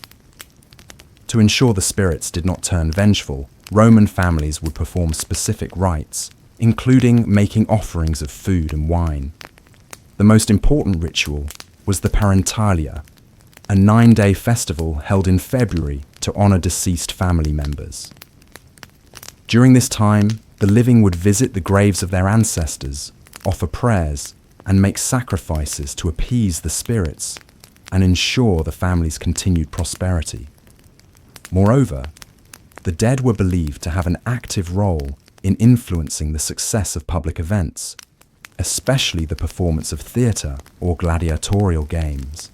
Actors, who often played roles of gods or mythical figures, would seek the protection and favour of the spirits before their performances. It was common for performers to conduct rituals to ensure a successful and favourable audience reception. A bad performance, they believed, could lead to misfortune not only for the actor, but for their family.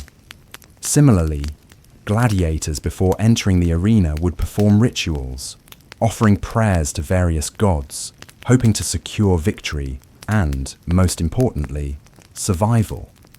Victory was believed to be a sign of divine favour, and defeat, especially a death in the arena, could be seen as a sign of divine disfavour. But the influence of the supernatural wasn't confined to ritual or religious practices. Romans also turned to a wide range of charms, amulets, and talismans in everyday life, with many people carrying them as protection against harm.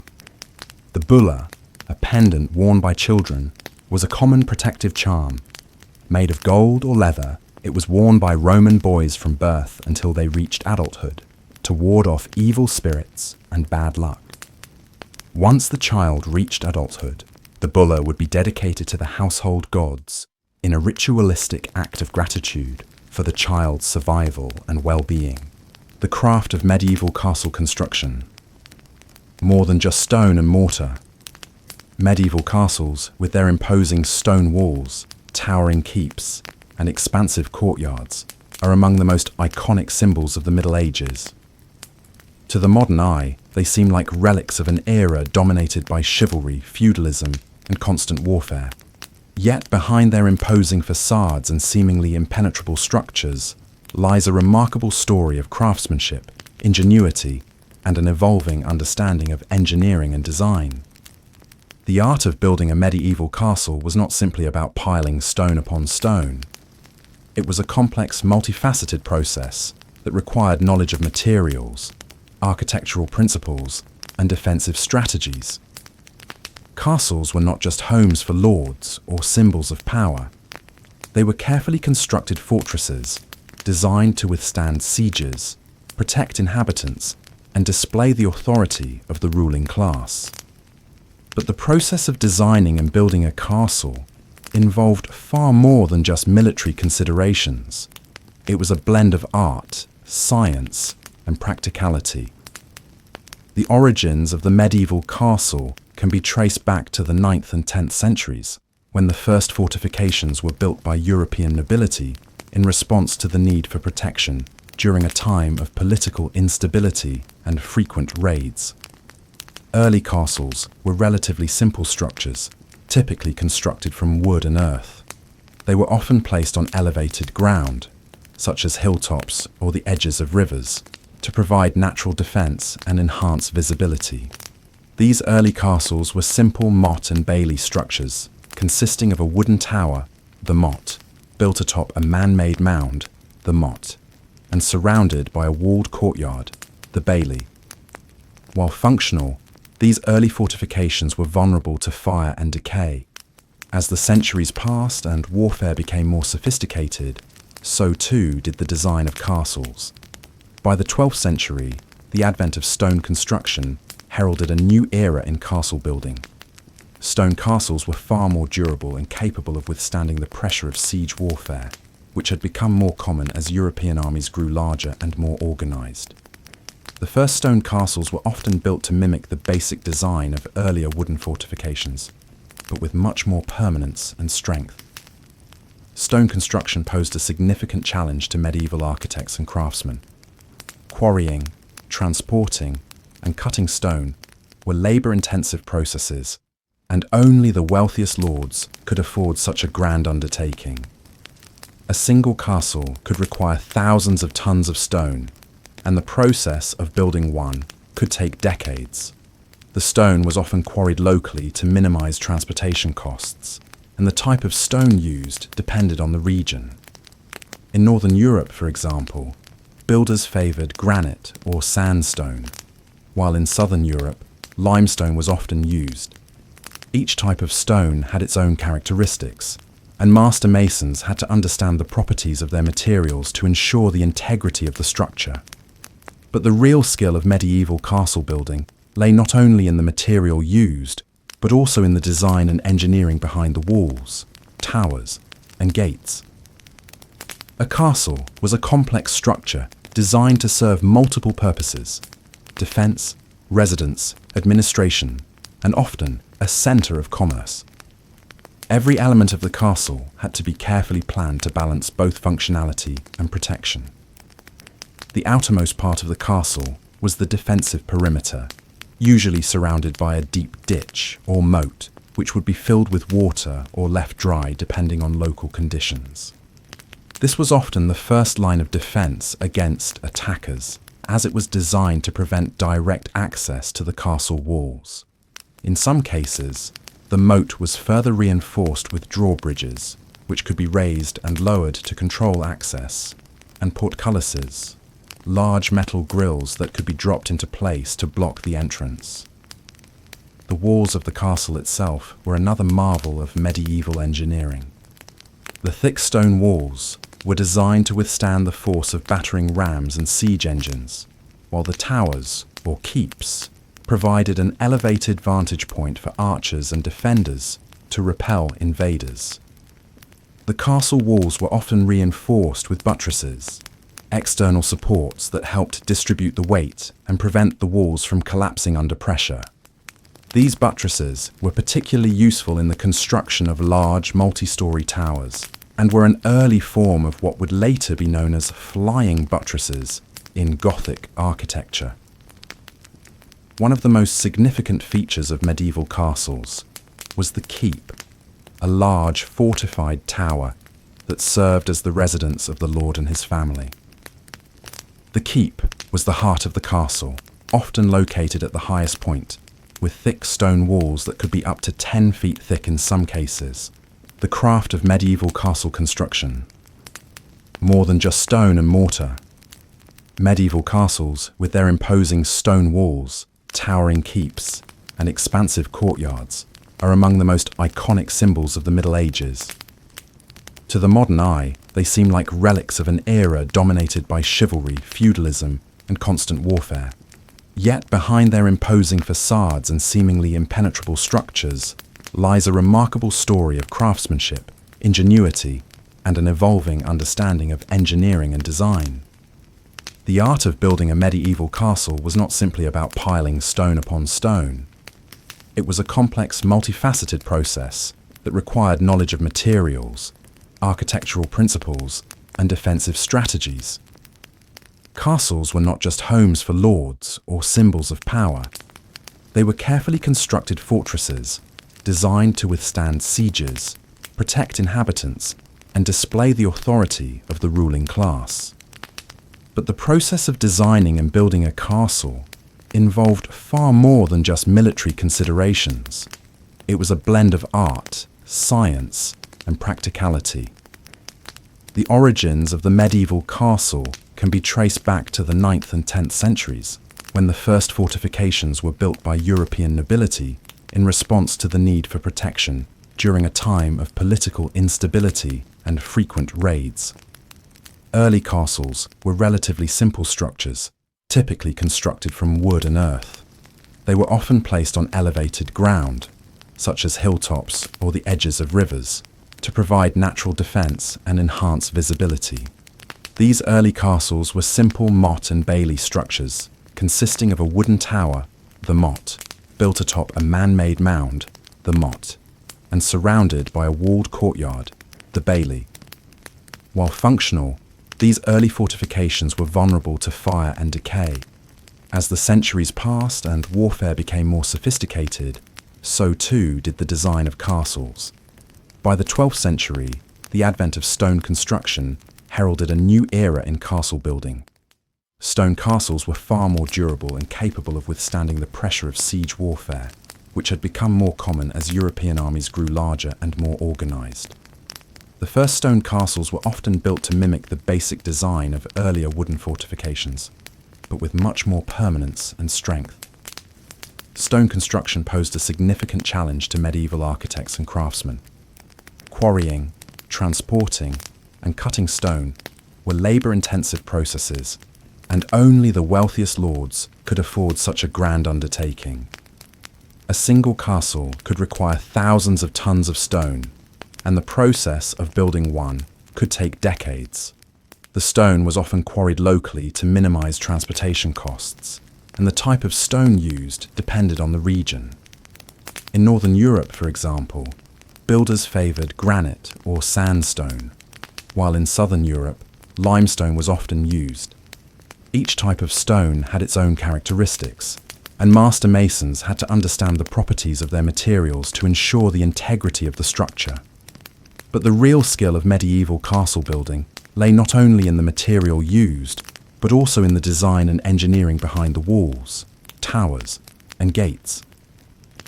A castle was a complex structure designed to serve multiple purposes: defense, residence, administration, and often a center of commerce. Every element of the castle had to be carefully planned to balance both functionality and protection. The outermost part of the castle was the defensive perimeter, usually surrounded by a deep ditch or moat, which would be filled with water or left dry depending on local conditions. This was often the first line of defense against attackers, as it was designed to prevent direct access to the castle walls. In some cases, the moat was further reinforced with drawbridges, which could be raised and lowered to control access, and portcullises, large metal grills that could be dropped into place to block the entrance. The walls of the castle itself were another marvel of medieval engineering. The thick stone walls were designed to withstand the force of battering rams and siege engines, while the towers, or keeps, provided an elevated vantage point for archers and defenders to repel invaders. The castle walls were often reinforced with buttresses, external supports that helped distribute the weight and prevent the walls from collapsing under pressure. These buttresses were particularly useful in the construction of large multi-story towers and were an early form of what would later be known as flying buttresses in Gothic architecture. One of the most significant features of medieval castles was the keep, a large fortified tower that served as the residence of the lord and his family. The keep was the heart of the castle, often located at the highest point, with thick stone walls that could be up to 10 feet thick in some cases. Aztec agriculture. The ingenious floating gardens of Tenochtitlan. In the heart of modern-day Mexico City, beneath the bustling streets and towering skyscrapers, lies a remarkable historical legacy, one that stretches back to the mighty Aztec civilization. The Aztecs, known for their sophisticated society, monumental architecture, and intricate religious ceremonies, also developed an agricultural innovation that would forever change the way people thought about farming. The Chinampa system, more commonly known as the floating gardens of Tenochtitlan. The Aztec capital of Tenochtitlan, which sat on an island in the middle of Lake Texcoco, presented unique challenges for agriculture. The surrounding marshy land made traditional farming difficult, but the Aztecs, with their deep knowledge of the environment and their inventive spirit, devised a solution that transformed the city into a thriving metropolis. They created the Chinampas, artificial man-made islands built in the shallow waters of the lake that became a fertile and productive agricultural system capable of sustaining a growing population. The Chinampa system was essentially a network of small, rectangular plots of land created by piling mud, silt, and decaying vegetation from the lakebed onto a series of wooden frames or stakes. These floating islands were anchored to the lakebed, allowing them to remain stable and retain the rich nutrients of the lake. The islands were built close to one another, creating a patchwork of productive farming plots that provided a continuous, year-round harvest. This system allowed the Aztecs to make the most of the limited arable land available to them, and enabled them to grow a wide variety of crops, from maize and beans to squash, chilies, and even flowers.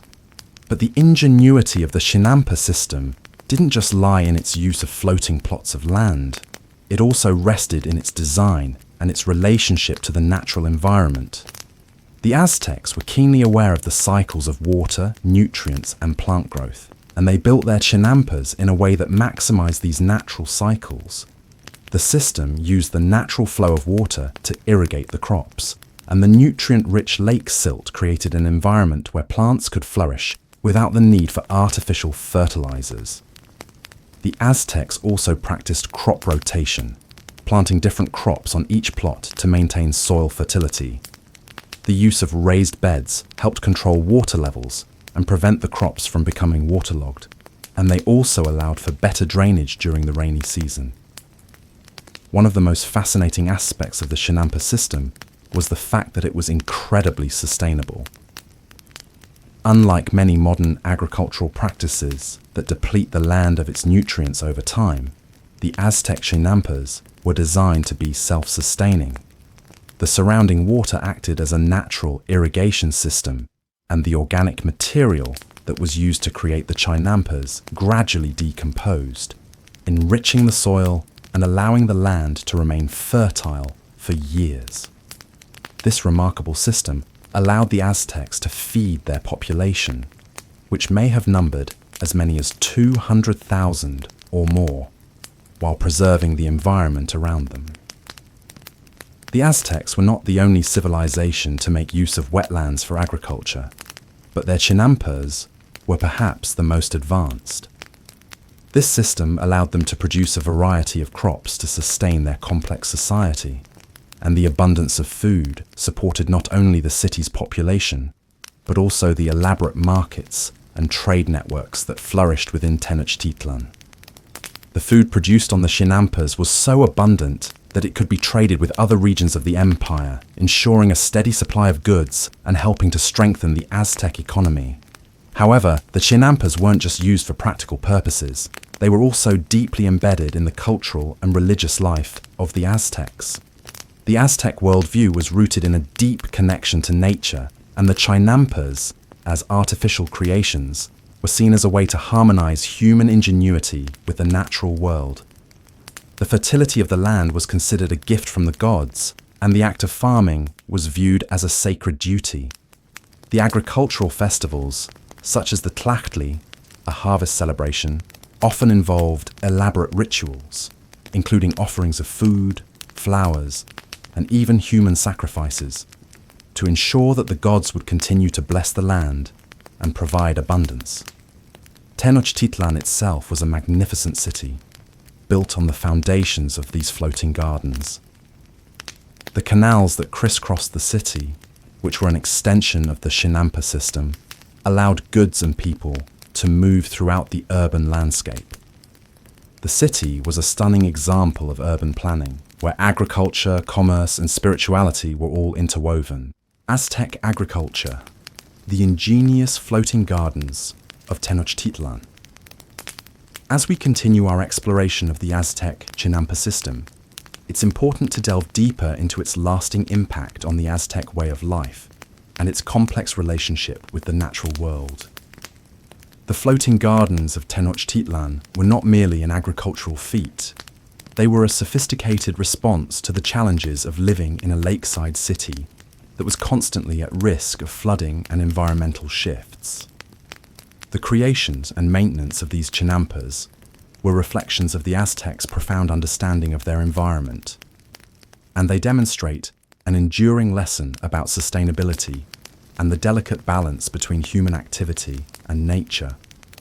To understand how the chinampas were truly integrated into the fabric of Aztec society, we must first look at the careful planning and maintenance that went into keeping them productive. The floating gardens were not simply patches of land scattered across the lake. They were an intricate system of interconnected islands. Each chinampa was carefully planned and constructed, using a combination of local materials such as lake mud, plant matter, and wooden stakes. The building of a chinampa typically began with the construction of a frame made from large timbers and wooden stakes, which were then anchored to the bottom of the lake bed. The space between the wooden frames was filled with layers of silt, mud, and plant material dredged from the lake, creating a rich, fertile substrate for crops. Once constructed, the chinampas required regular maintenance to keep them productive. Farmers would actively tend to the canals that separated the floating islands, ensuring that the flow of water was well regulated. The Aztecs used a sophisticated system of irrigation to channel water from the lake to their crops. This not only helped with watering, but also provided a way to flush away any salts or debris that could hinder plant growth. The proximity of the chinampas to the water meant that they could benefit from both irrigation and drainage, depending on the needs of the crops. What was remarkable about this system was its ability to maintain soil fertility without the need for modern fertilizers or heavy machinery. The Aztecs had a keen understanding of the natural cycles of growth and decay. They knew that the organic material used in the creation of the chinampas, particularly decaying plant matter, would enrich the soil and create a thriving environment for a variety of crops.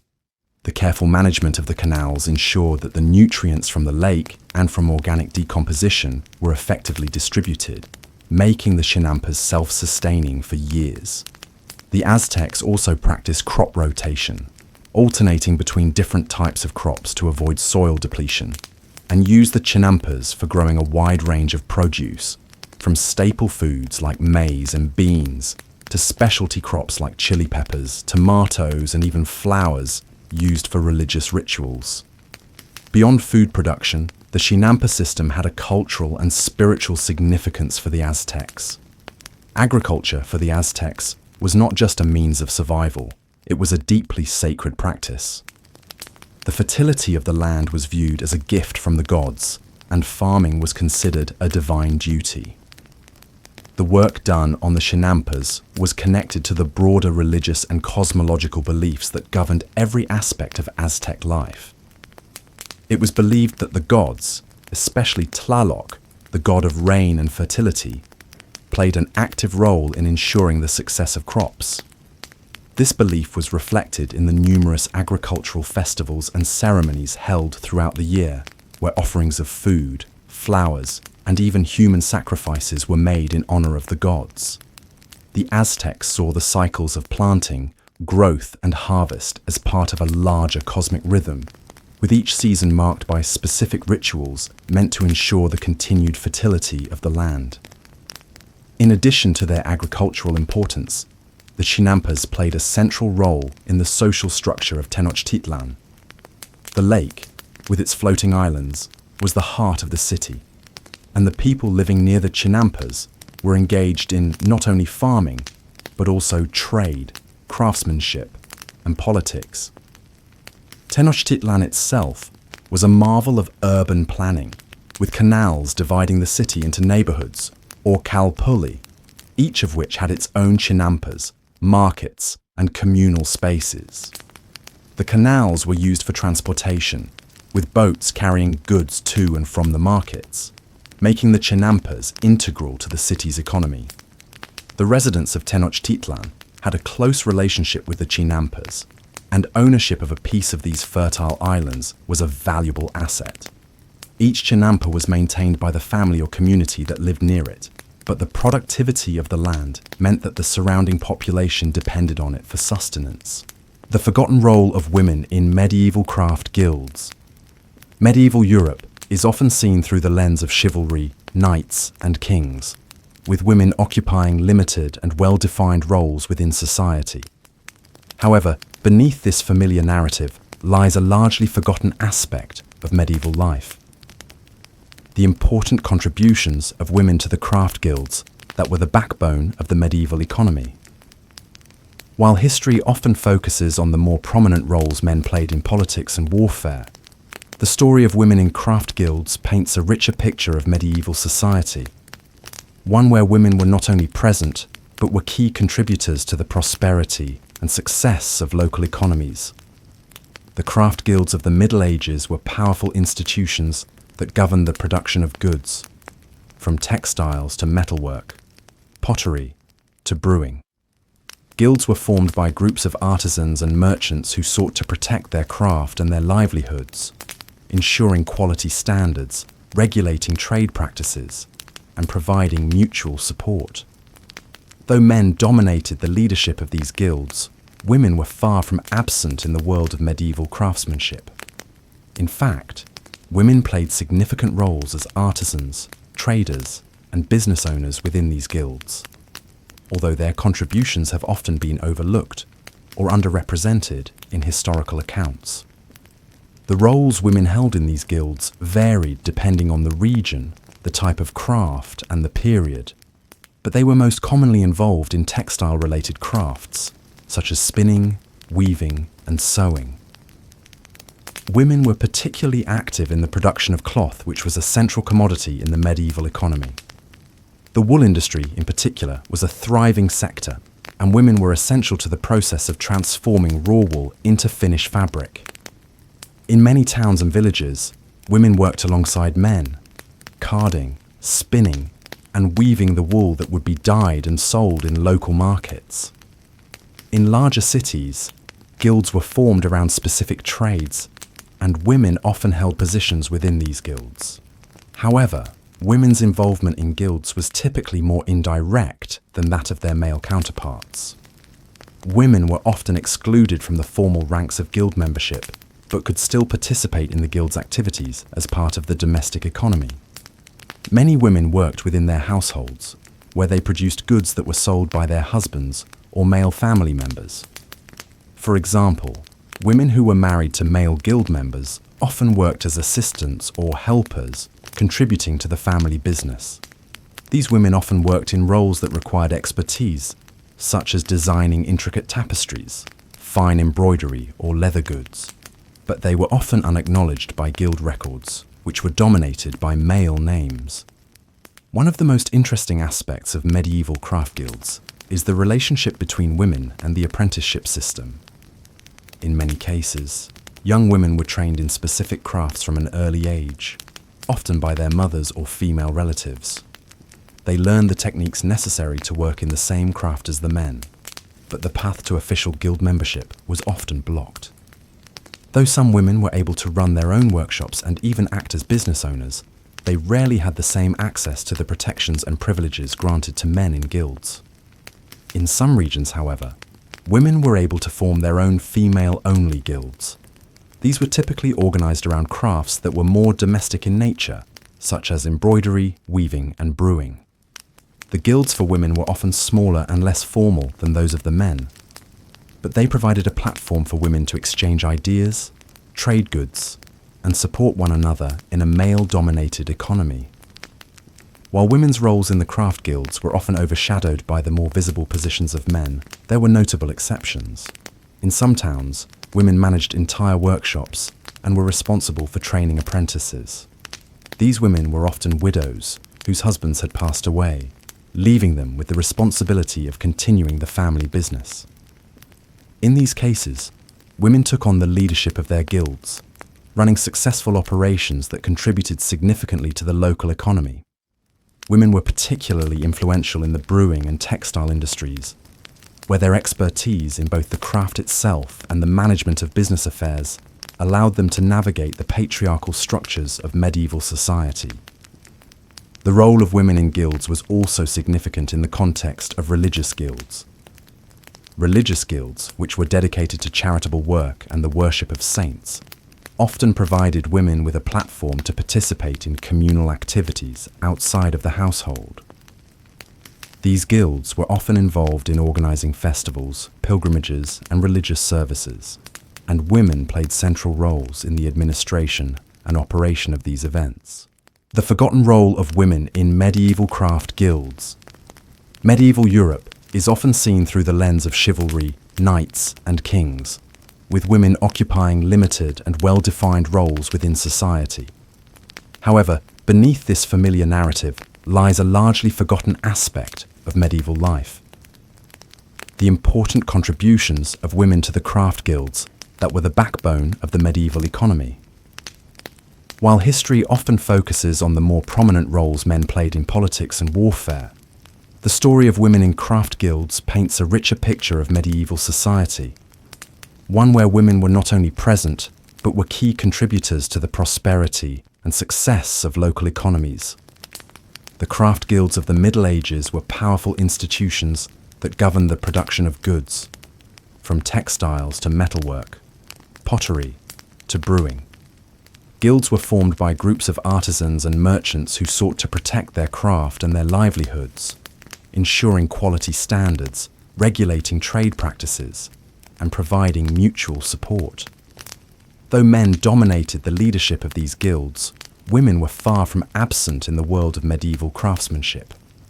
In fact, women played significant roles as artisans, traders, and business owners within these guilds, although their contributions have often been overlooked or underrepresented in historical accounts. The roles women held in these guilds varied depending on the region, the type of craft, and the period, but they were most commonly involved in textile-related crafts, such as spinning, weaving, and sewing. Women were particularly active in the production of cloth, which was a central commodity in the medieval economy. The wool industry, in particular, was a thriving sector, and women were essential to the process of transforming raw wool into finished fabric. In many towns and villages, women worked alongside men, carding, spinning, and weaving the wool that would be dyed and sold in local markets. In larger cities, guilds were formed around specific trades, and women often held positions within these guilds.